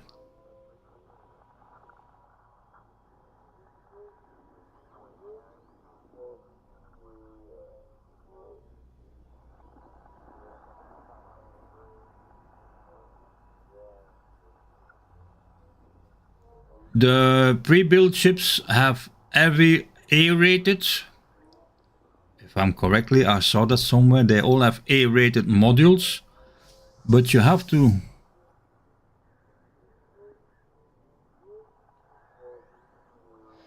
Yes, that's what I'm saying.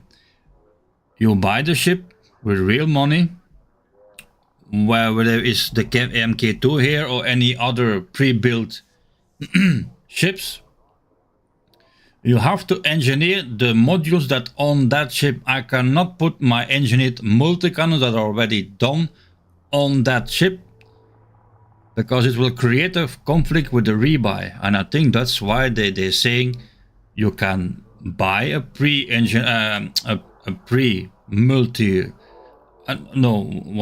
You can buy that ship for that AX or trading, whatever you're gonna call it, but the modules on that ship has to be engineered. You cannot put engineered modules from other ships on that ship.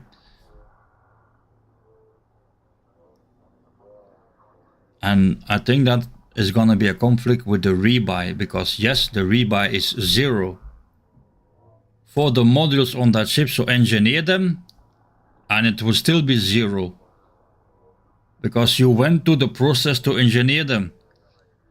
It's very... Well, you make me confused, Paul. But honestly, I think it's something like that. You buy that ship with real money. They say, okay, you bought it with real money. When you lose the ship, you don't pay a thing to get it back, credits-wise.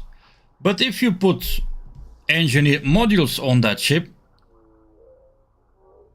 if I put those modules on another ship, I will have to pay the rebuy cost of those modules.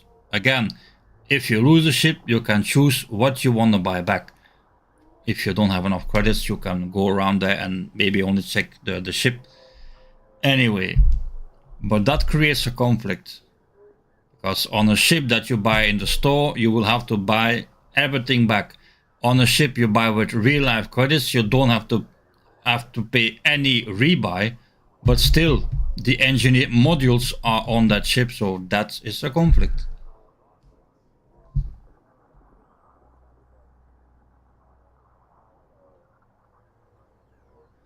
But can you swap the modules on that ship, Thomas? I know something about that. Yeah, it's with the gift packages you have to bring. I think I made a video about that. It's 5 gift package to a specific system, and you get 10 million credits plus a paint job, and one of them was also a free courier. Yeah. Yes, but it didn't cost you a damn in real life money, Thomas. These ships, MK2 and the the pre-rolled ships, you have to pay them with cash.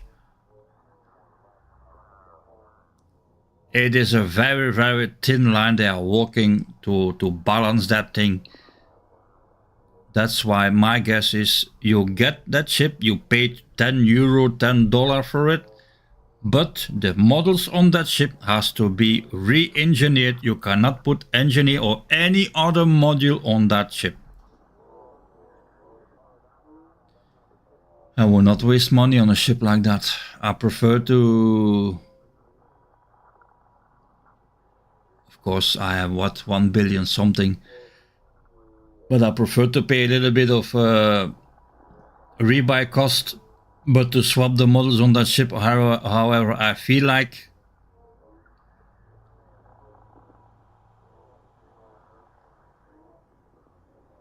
Yeah, lifetime insurance and source. Yeah, I know it. Yeah. Well, that's actually not a certainty, Thomas. In Star Citizens, only the ships in the store where you buy them with the lifetime insurances, those will. But the other ships where that is not mentioned, once the game comes out in 3300 something, right? We all know how that story goes. It's not a certainty that your ships will be rebuy free.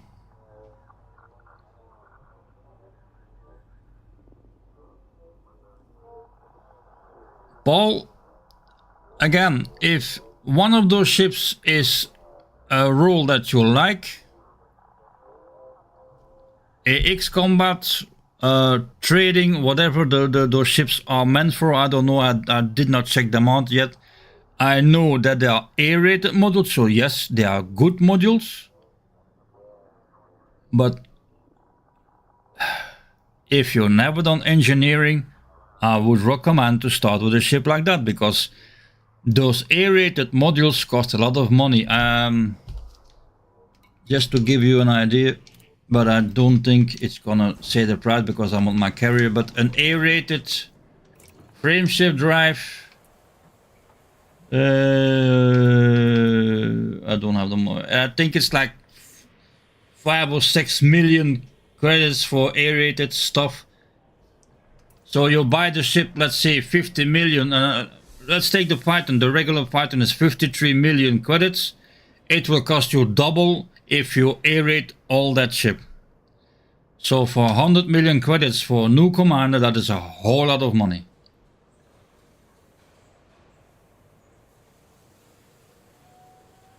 Something that that's something like that, Lut. Yeah, if you buy the MK2 with all the A-rated modules, you engineer them, it will still be 0, because you went to the trouble to engineer those modules again. It's a very, very thin line.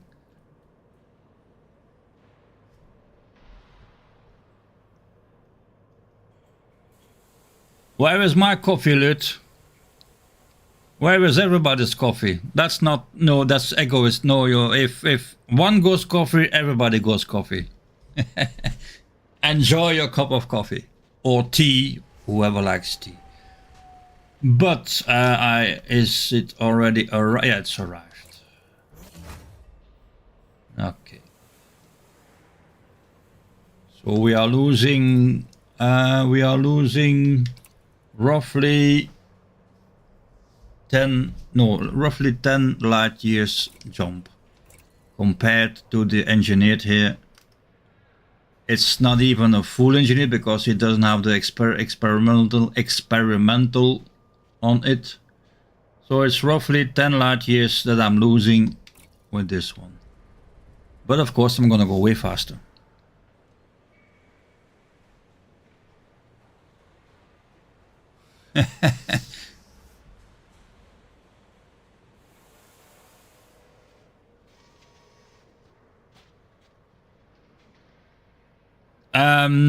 No, Paul. I think they said that the rebuy is 0. It will be 0, no matter what you put on that ship.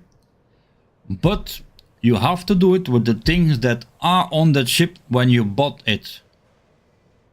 And a paint job or a ship kit doesn't do anything else on that ship. It's not going faster. It's not more maneuverable. Nothing like that. It's not more wholly. Nothing. It's just optic.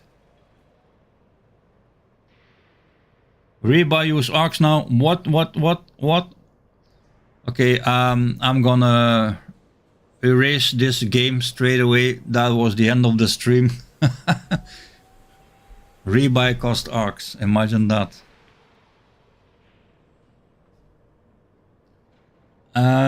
So yes, and I do have the engineering. I know, Ray. But imagine, like a 1st of April joke from Frontier. You know what? We changed our policy. The rebuy is now with arcs. YouTube, Twitch will flame on. I'm telling, they will flame on. Engineer that FSD. I don't know how far I'm gonna get. Grade 3, and then I need materials.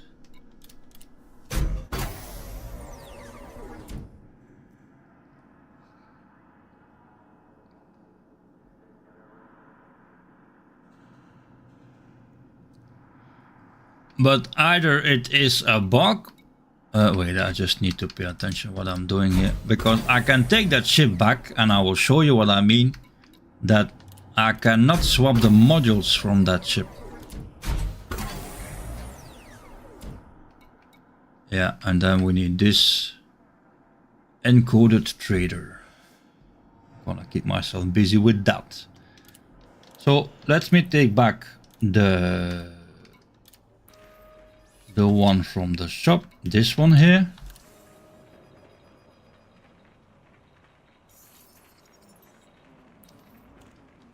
Go to outfitting again. Let's say I want to, and if it works now, I will eat my controller, I guarantee you that. See, I can't put anything on this ship that I already own.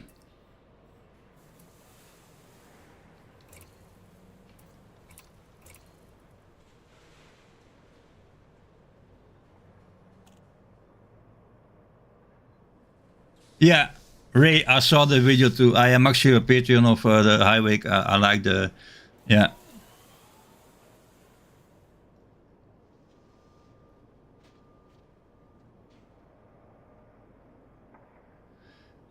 Chris, it actually takes the time that you want to spend on it, because now it's difficult because I am in my fleet carrier, but how should I say? Before, you really had to go to planets to roll around with your with your SRV, look for rocks that you can shoot, collect those materials. It will go on and on and on. But now we found planets with crystal charge, who contains a lot of grade 5 materials, so the highest tier if you want. You collect as much as you can, and then you go to a material trader to downgrade it to the materials you need for the engineering. Also, you have missions now that will pay you out in engineering materials. So engineering is not so like the grind is not so difficult anymore. And again, if for yourself you made out, okay, I like to play in that direction, combat, trading, AX, whatever it is, you don't have to engineer 5 different kinds of ships or 5 different kinds of power plants or frame shift drives. So it's not so hard as it used to be. But it's gameplay.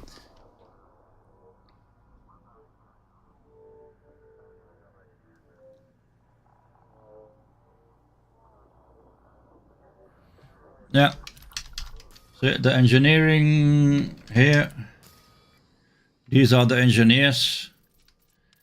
On here you can see what you need to bring. You learn them from some are you learn like you already know them when you enter the game. I believe here, where is she?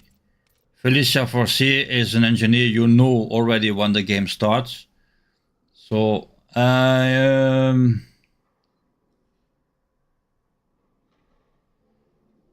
wait, you gain access from blah blah blah blah. Where is the one that you have to fly 500 light years to get her invitation? I don't know which one that is anymore.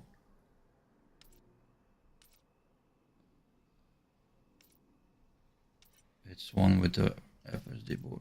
I think it's Felicia Farcier, right? You have to fly 500 light years away from start.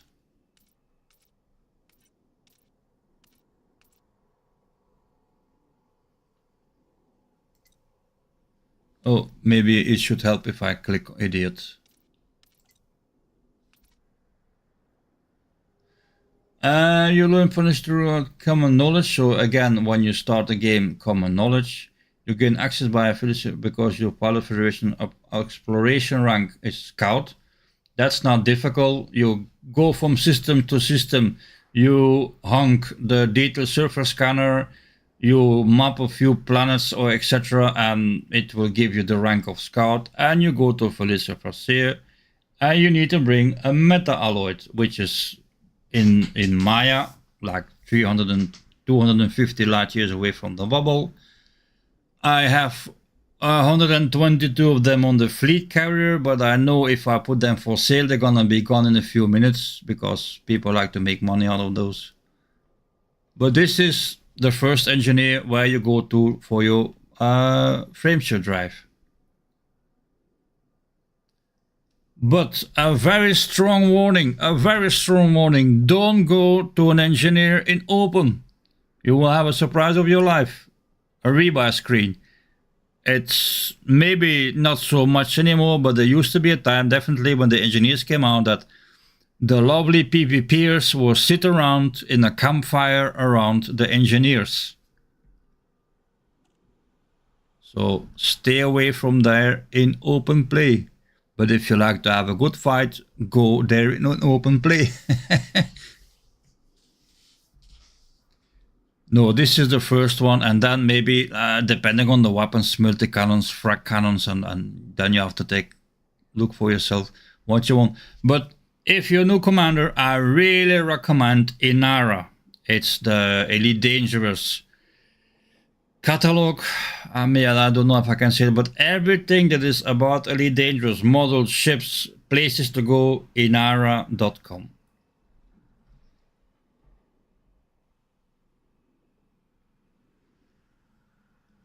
Yeah, I have that group. It's social groups. Where are you? Fleetcom 99,000, 9,000. That is you cannot do PvP on this server. If you shoot commanders, I will flag you and I will throw you out of the server.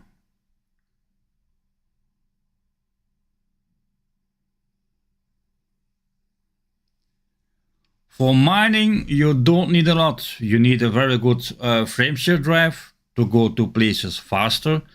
You don't need to fly faster, so you basically don't need to engineer your thrusters. It's not necessary.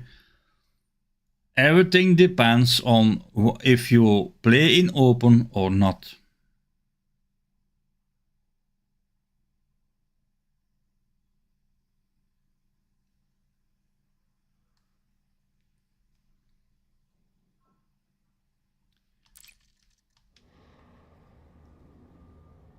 I'm still sitting in the ship here. What else can we remove? No, you won't see me flying this ship often. Definitely not.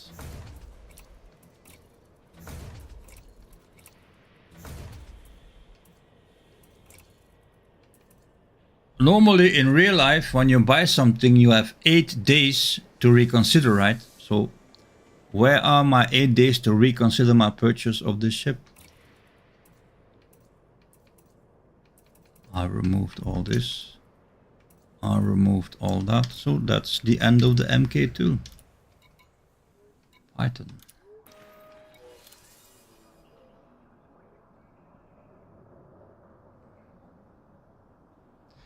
But yeah, Paul, I am never gonna say don't fly open. Never. Just you need to be able to be aware of the risk of flying in open.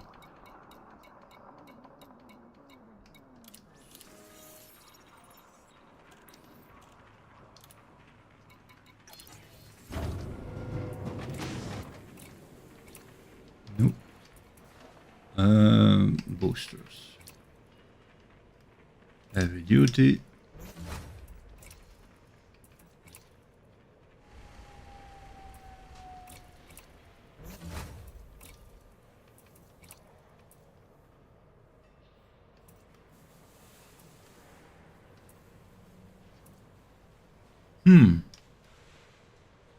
Let's first remove the shield generator. Put the prismatic. Where the hell is that one?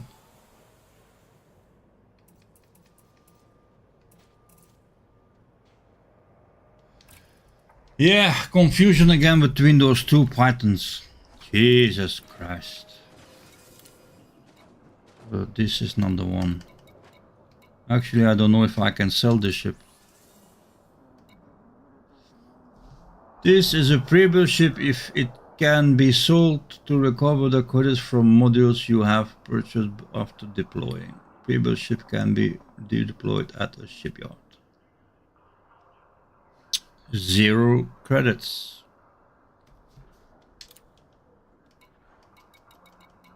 On the other hand, this one here, if I would sell it, I get my money back plus the money of the modules. But we're not gonna sell it, but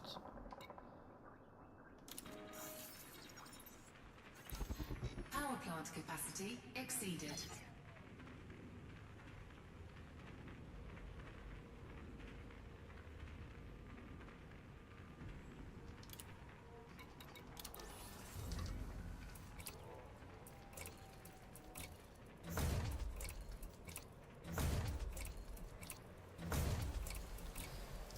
if you like to see some action in open, I would recommend to go to the Titan.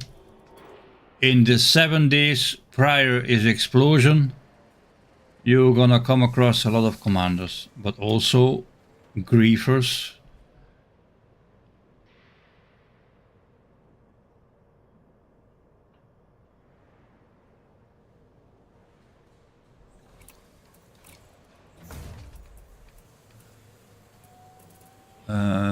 Everything is gone.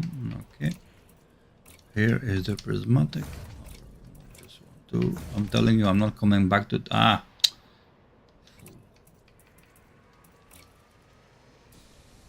let's remove some cargo racks. We don't need that right now.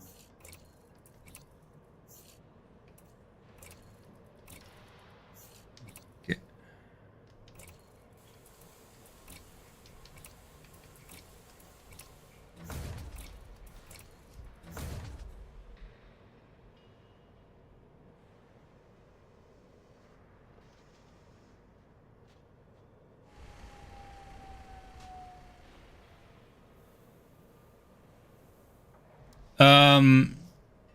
Yes, but if you go to Felicia Force and you whatever you engineer to grade 3, you get the invitation of another engineer. Then you have to see the requirements you have to take to unlock it.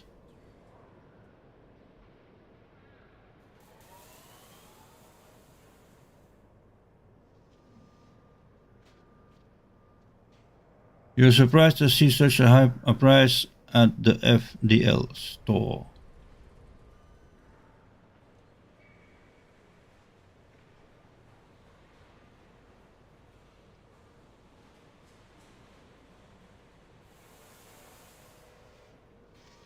Yes, but a courier that goes 700 plus is a tin can.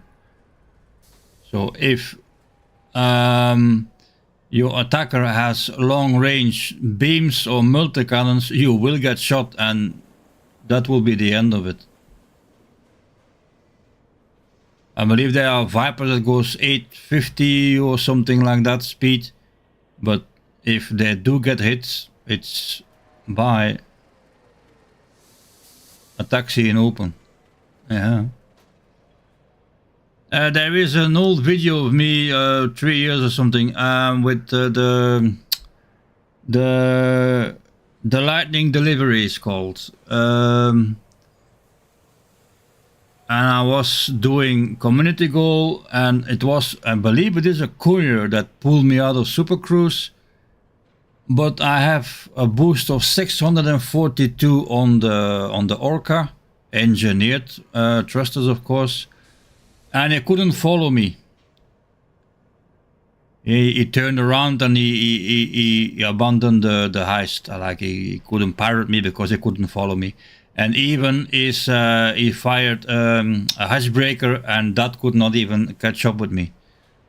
So speed works, but if you have paper thin ship, I do not recommend it. Definitely not. What you can do is shieldless and use silent running. In a small ship, then if at a distance like that, they cannot even select you. So that is an option. So we are done with this ship. Definitely done with this ship.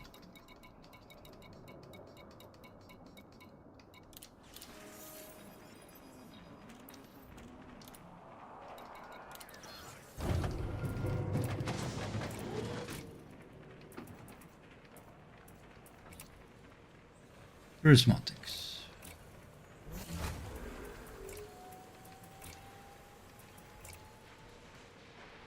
Heavy duty.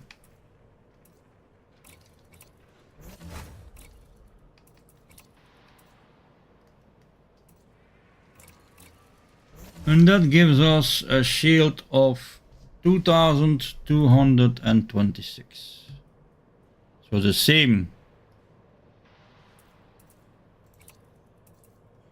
The same shield generator with 4, and I do correct that they are all heavy duty, yes. So that is 1300 shield less. But on the other hand, and that's what I'm saying, I could put a whole lot more hull reinforcement, maybe up to 4000 plus hull points, which I could not do, never do with the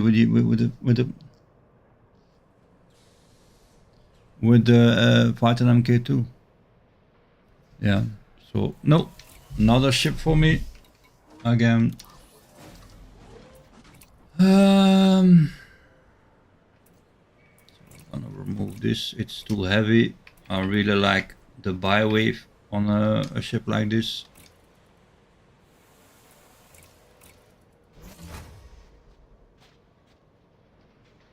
"36 light years, jump range, not engineered." Oh yeah, grade 3 engineered, right.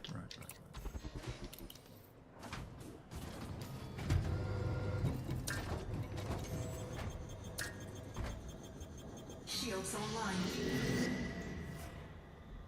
Did something wrong. No. I was looking at the shield string and I said, but it's 2000, but I already removed the... never mind.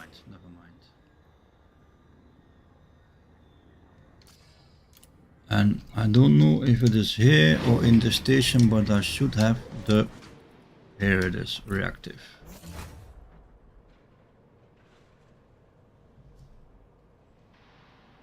Okay, Ray.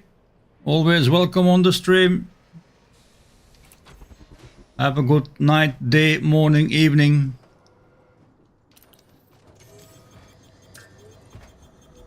Shields online. So now we have 934 hull.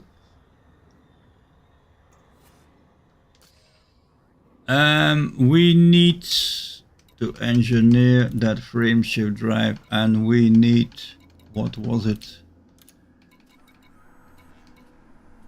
Electric hyperspace blah blah blah, encoded trader.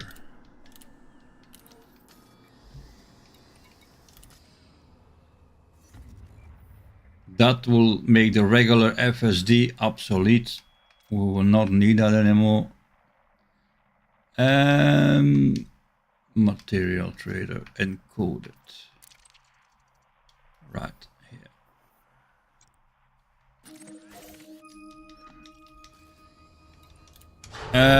Also, Chris, if you're still around for data, the best place you can go is Jameson Crush Site.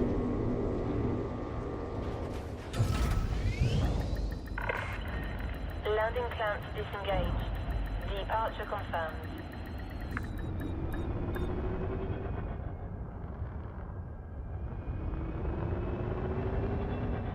Landing gear retracted. I believe missile speed is 600, 620 or something like that.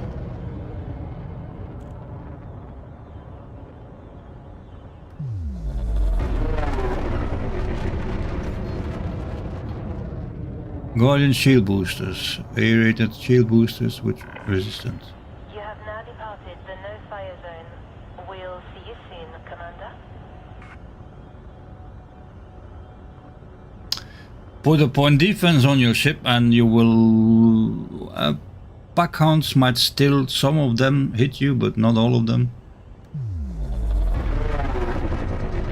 Point defense, I would suggest on a fast ship to deal with missiles.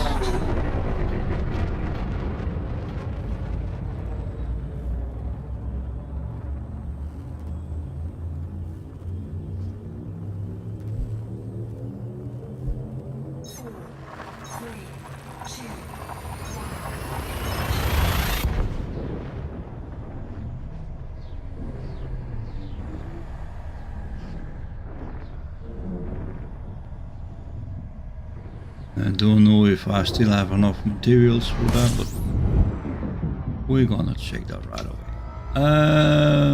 Stations. Let's remove all that crap and just stations. Here you go, Meredith City. And since we have the FSD, we're gonna try the boost. 3, 2, 1. Warning, Frameshift drive automated beyond safety. Yeah! And of course, you overshoot.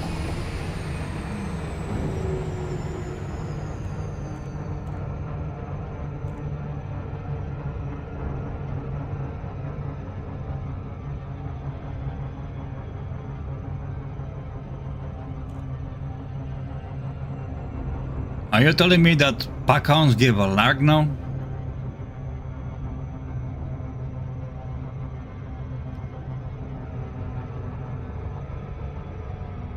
Didn't know that. I know that a fighter used to give a lag to your opponent. Warning, Frameshift drive automated beyond safety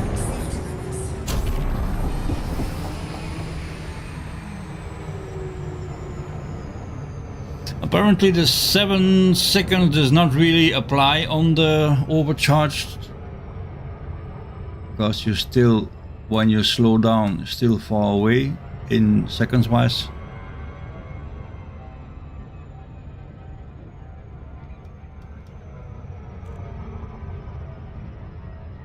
They always did. Well, no. First thing that I heard about it. Where is the entrance? On the backside, I guess.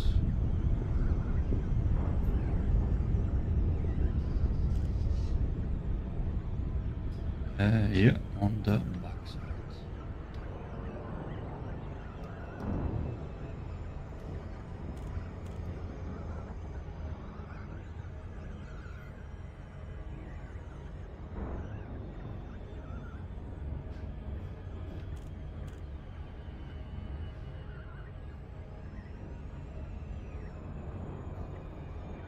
But a medium Empire ship, that's what we are missing.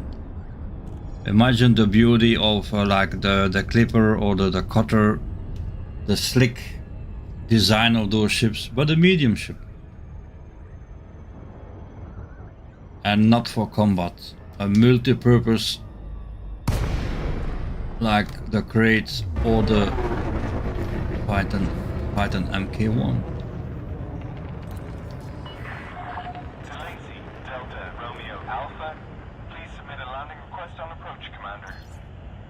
Request approved. Clear to land at Docking Bay 3-8.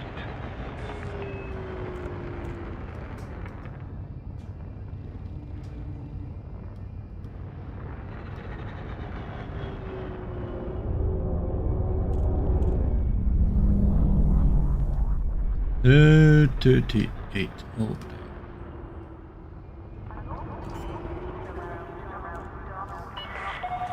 Landing gear deployed.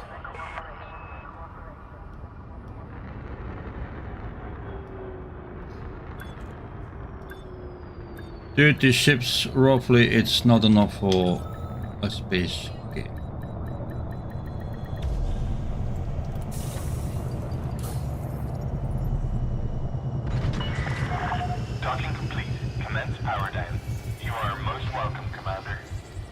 Don't say that out loud, Thomas. Don't say that out loud. You might give them ideas. I will buy that with real money.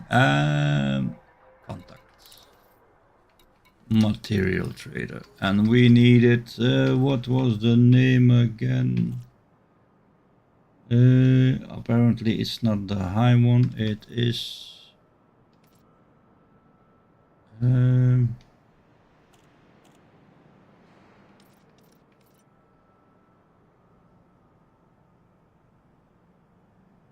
was it this one here? Wait, let's take a look.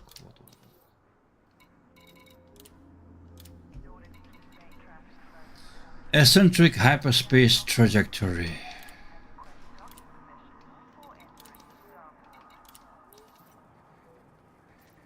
And we don't have anything of them. Here, this one. Okay. What will be the best trade?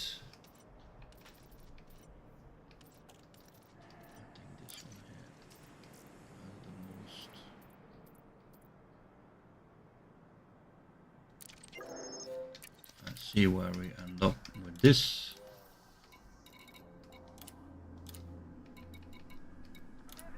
Power plant capacity exceeded.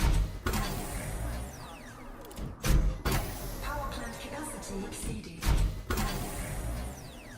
And then the data wake exceptions.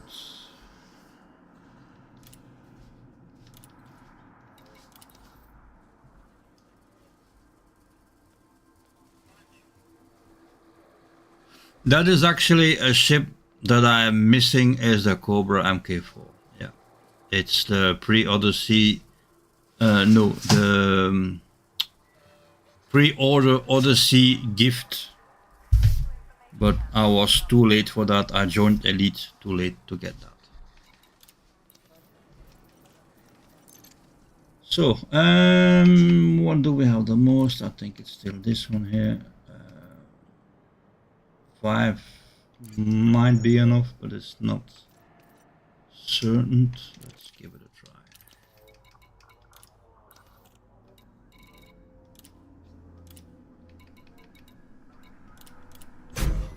Power plant capacity exceeded. Power plant capacity exceeded. Power plant capacity exceeded. Who remembers the time with engineering that you click the button and it went like this, up and back, up and back, and if you're lucky it will stop very close to here, so you roll something like this, you roll again, it will go like this, and you will end up here.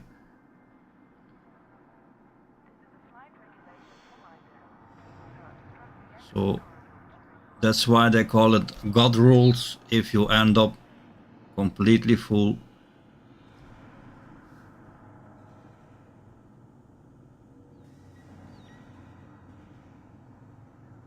It was on Kickstarter that you get the MK4. I believe it was something like that, that if you pre-order Odyssey, it comes with the Cobra MK4.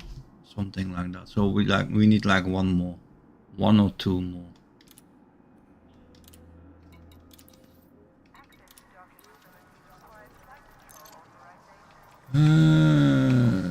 Yeah, still this that we have the most of it.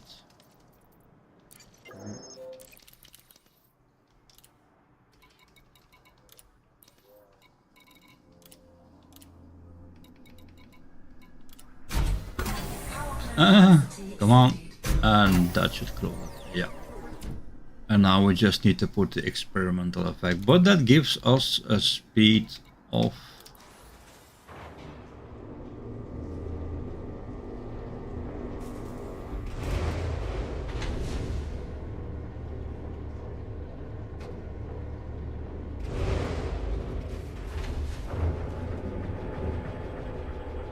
it was roughly 9 light years difference, engineered, not engineered. That 37. Seriously?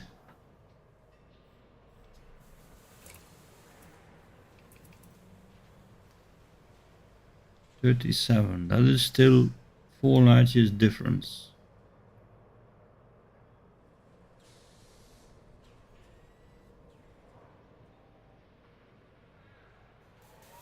Let's say we win 1 or 2 light years with the experimental effect. It's not so bad. Like, okay, now you have the overcharged super cruise button, which is very good. It really works if you keep an eye on your heat and your fuel consumption.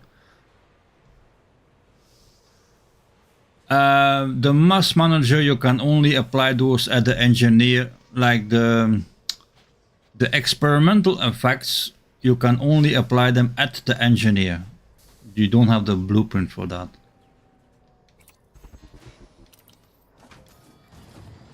Which one is closest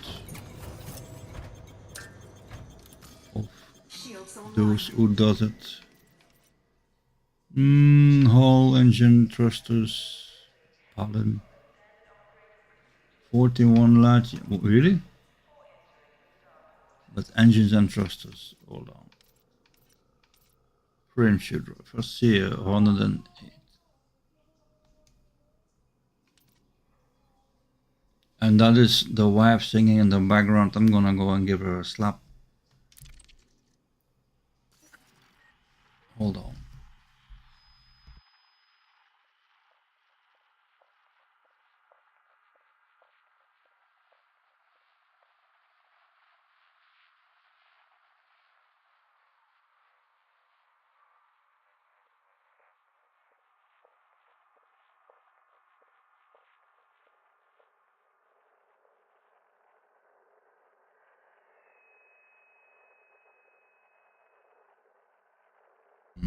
All right, that's done. Yeah, we have to reset.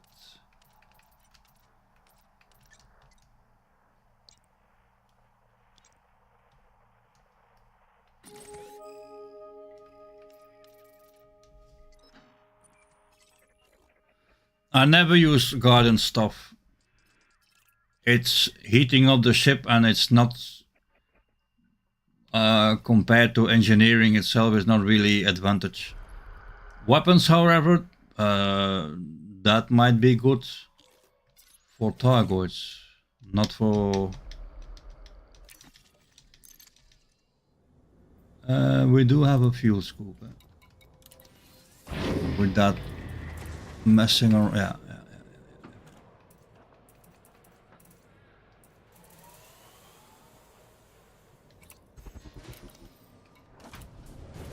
Don't know if I have all the... Oh, why is my... Shields online. Oh, wait a minute. Too fast. I still have the low emission power plant, I think.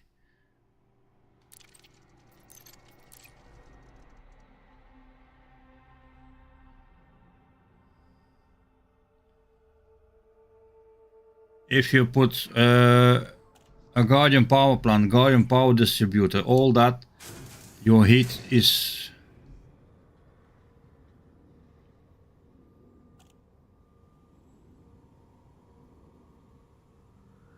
You mean the booster, but I have the booster on the ship, eh? The Guardian booster is here. Guardian frameshift drive booster gives me 10.50 light years extra. But my problem is this power plant is not good.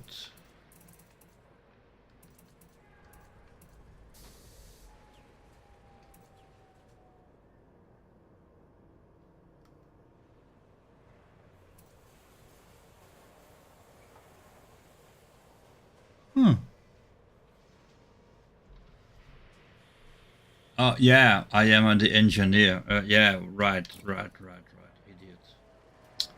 Oh, damn. I have an issue here. I engineered my... Yeah, I engineered my FSD. And it will use more power than I have. and I did not pay attention on that. So right now I will go out of the mail slot. If I press boost or anything else, my ship will shut down. Crap. So we're gonna have to wait for the power plant to arrive.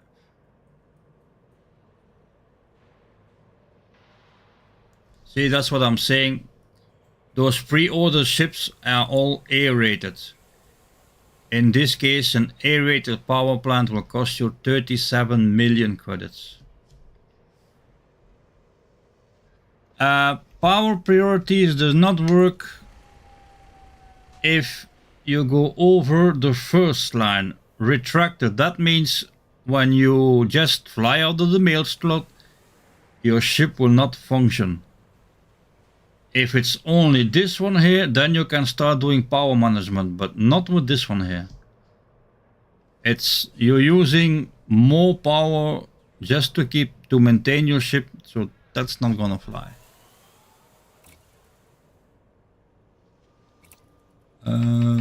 We have to wait for a bit. However, but I like to keep this experimental. This is a good. This is a good power plant for Targoid stuff on the Clipper.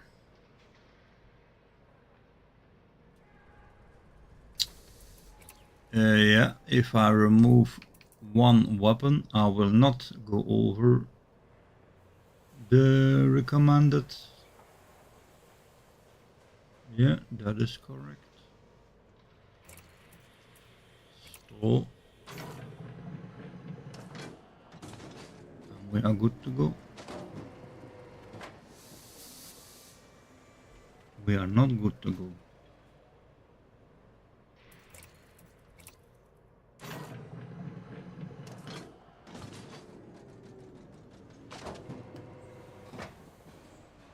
What the hell?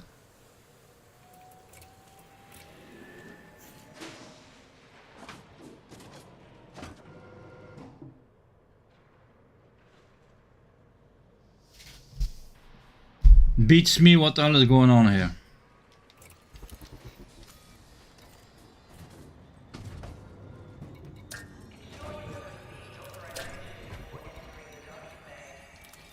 Because this will fly.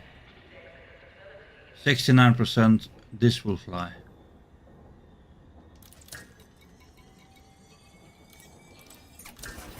Power plant capacity exceeded. But not if I put them on.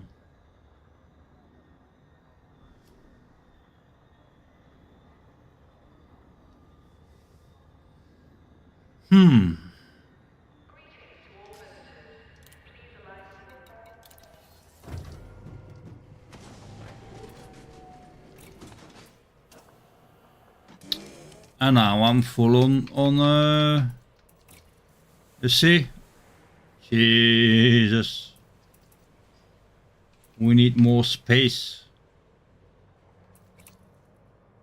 I guess we have too much stuff that we need to sell. Yeah, definitely gonna sell that. That too. That too. They are worthless. Okay. Then that should be good. I believe this will take a lot of power.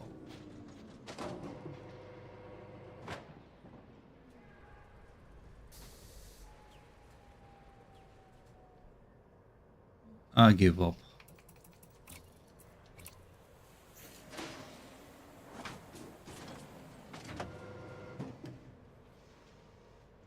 $55.88, and we have total power of $25.88 and $25.50. Well, I guess we're gonna have to remove a shield booster, and that should do it. There you go. So be careful with engineering. There's the proof. Don't do something before you make your calculations if it will fly. Okay. It's 4 jumps or something like that. I went to the main menu, so you go back to the galaxy map and it automatically finds its way. Disengage from landing pad. Exit the station quickly and safely. Landing gear retracted.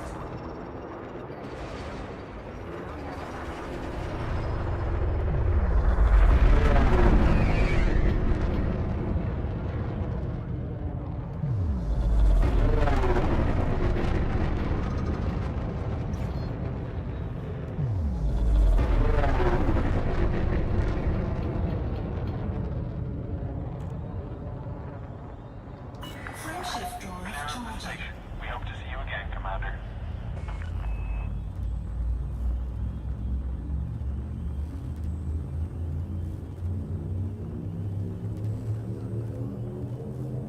Four, three, two,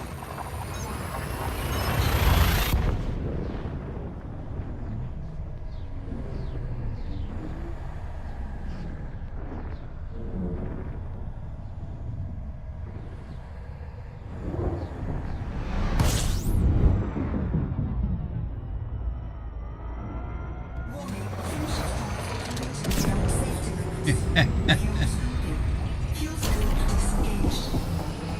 I was trying to scoop a bit faster, but that didn't work. But I'm gonna use that a whole lot of times. Frameshift drive charging.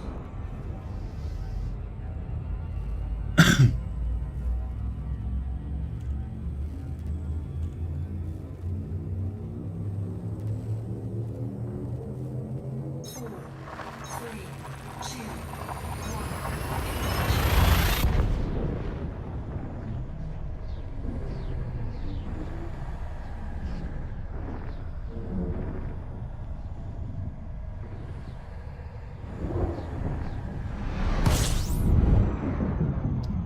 So the update brought something good, but it was not the ship.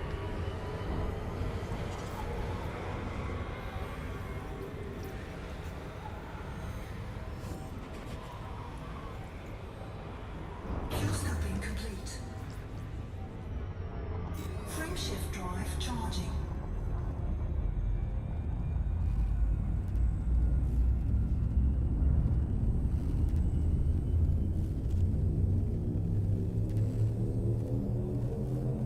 Four, three, two,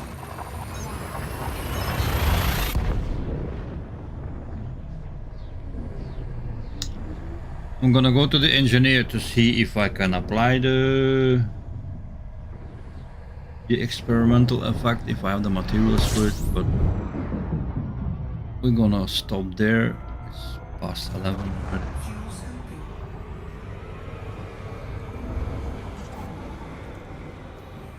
Fuel scoping complete.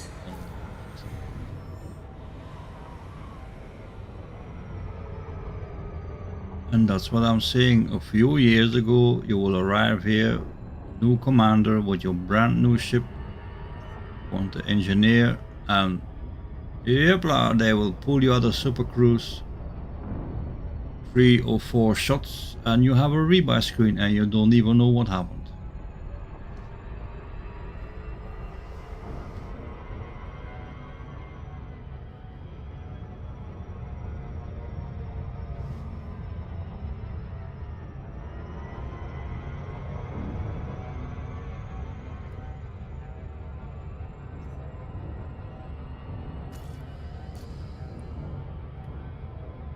Warning. Frameshift drive activated. I already forgot I have it on board. Crap.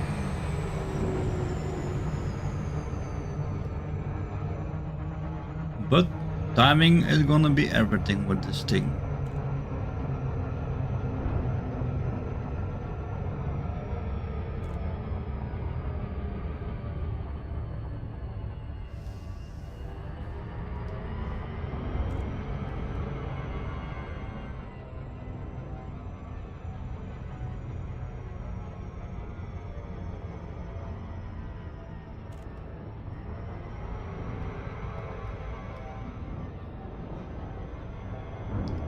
On the other subject, the last stream we talked about going to the highest system in the galaxy.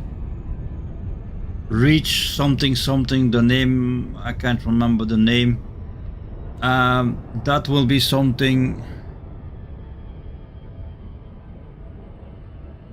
Yeah, every time you use a Neutron jump, it will use 1%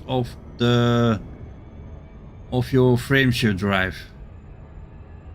Put it like this. Here is the frameshift drive. It's at 100%. You see that on the right. Every time you jump from a Neutron star, it will degrade 1%. And if your frameshift drive arrives to 75% something, it starts to malfunction. So if you press to jump, you will get the message that it's malfunctioning, but it will eventually work again. But the more you're gonna jump, the more it will happen that you will get a miss jump, that it will not engage. But for that, you need to bring FMU, field maintenance unit, that can repair modules.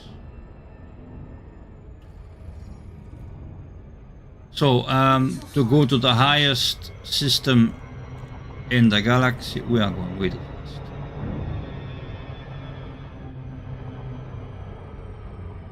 That should probably be set next weekend, and I will make a video of that. If you want to come along with the carrier, I will put the time when the carrier is gonna make its first jump. Come on, pull up. Pull up. Ah, shit. But hopefully we can slide all the way.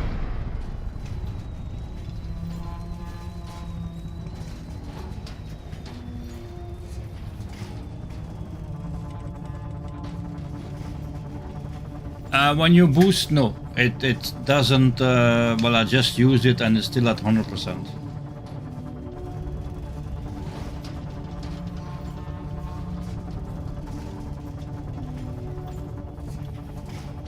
The Neutron jump, yes, but the boost, no.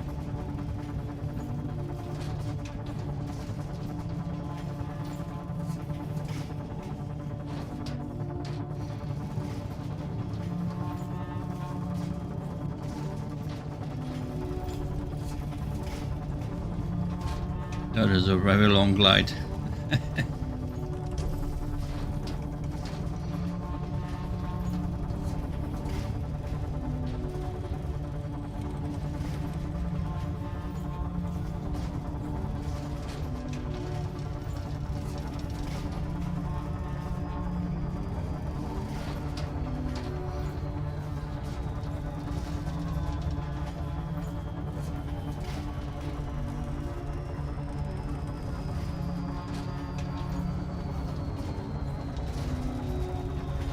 We made it.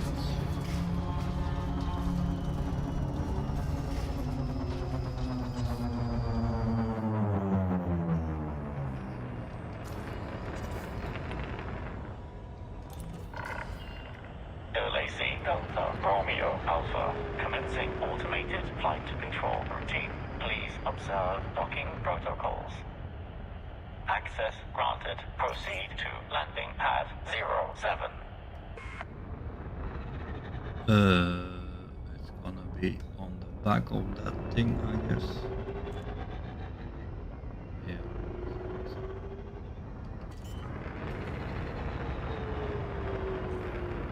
Landing gear deployed. Mikey!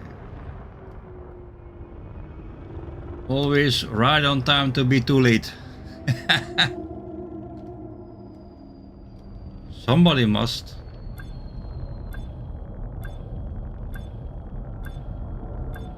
So in short, don't spend your money on the Python MK2 if you're not a combat commander.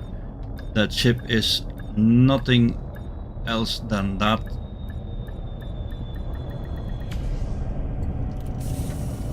Just wait for it to be able to, that you can buy it with credits if you want to take a look at it. Engineer workshop. So, FSD, all well and done. Apply experimental, and it is deep charge. Right? Well, I have all. What the hell? I have all the stuff. Wait. Mass Manager is better, right? Complex software upgrade, internal sensors should optimize frame shift opportunity to analyze and accounting. Increase optimized mass at the cost of module health.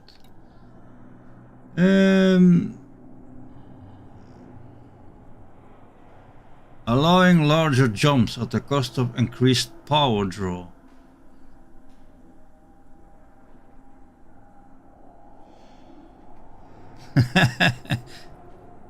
No, seriously, Mikey. I know you're also a bit of a combat pilot at the Titan, which it might be a good ship for that, but correct me if I'm wrong, and I don't think I'm wrong. Shields are worthless against Targoids, so the Titan MK2 is worthless against Targoids because it's almost the same as a further lance inside, barely any space for putting module reinforcement, so yeah, that's not gonna be a ship for that. However, here I have the question: deep charge or mass manager? Deep charge is telling me allowing larger jumps to the cost of increased power draw, but mass manager increased opportunity mass. So what would you pick? I can have them both. I mean, I can. You bought it for the look. Mass manager. Are you sure?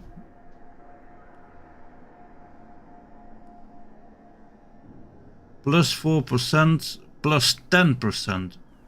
I believe deep charge is better. Yeah, but I don't care about the fuel. I care about the further jump.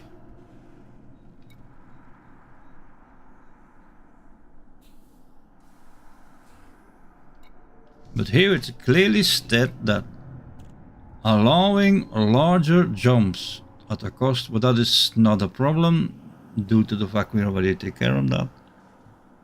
You should go with mass manager. I am not gonna re-engineer and actually no, because if I apply this one, I can remove it, but I don't have this. I only have one. Then I have to go back to the encoded. Mass manager. Okay, well, everybody seems to apply mass manager, so we're gonna use that.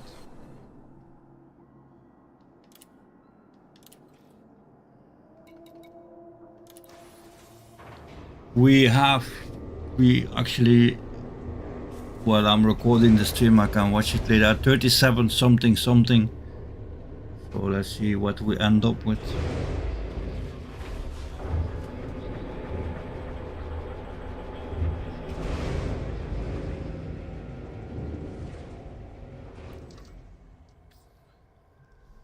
Oh, that's 3 light years. Okay, well, you see.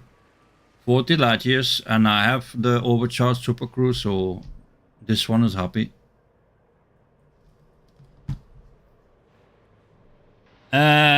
Chris, yes, it's good,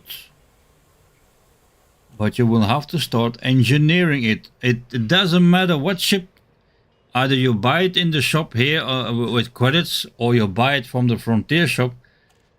Every ship will have to be engineered.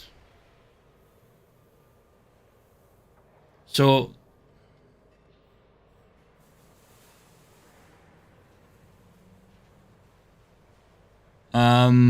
yeah, like Thomas, it's not that bad.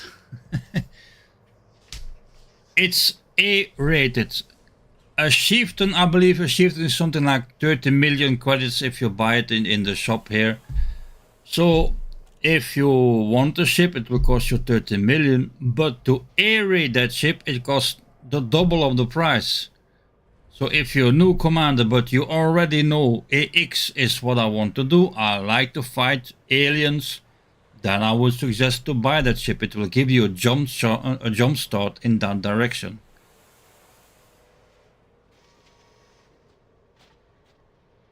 But engineering and definitely the multi-cannons, you can buy the pre-engineered ones, but then you have to collect the materials for it. But it's gameplay, Chris. It's not like you get the ship off to the targets, shoot everything that is flying around. It's not gonna work like that. But it's gameplay.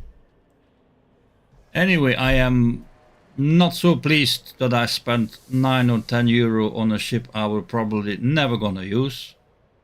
But however, I'm happy to have right now a class 5A overcharged power plant, overcharged super cruise, that's the name, with exactly the same amount of jump as my other one. So that is a good thing.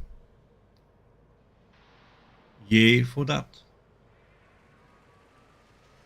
What is maybe interesting to know is maximum fuel per jump. How much fuel does it actually consume? Maximum fuel consumption. 95% maximum speed increase, so goes almost 100 times faster than the regular super. Good thing. So that was it for this evening. We took a look at the Python MK2. It ain't for me. Well, we know that now. If the other variants will come along, we'll check them too.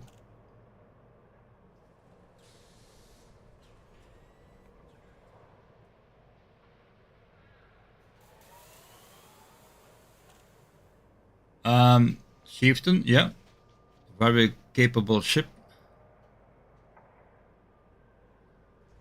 Okay, Mikey. Well, it started with when I bought, because I did not buy the ship before I started the stream. I was at the screen to buy it.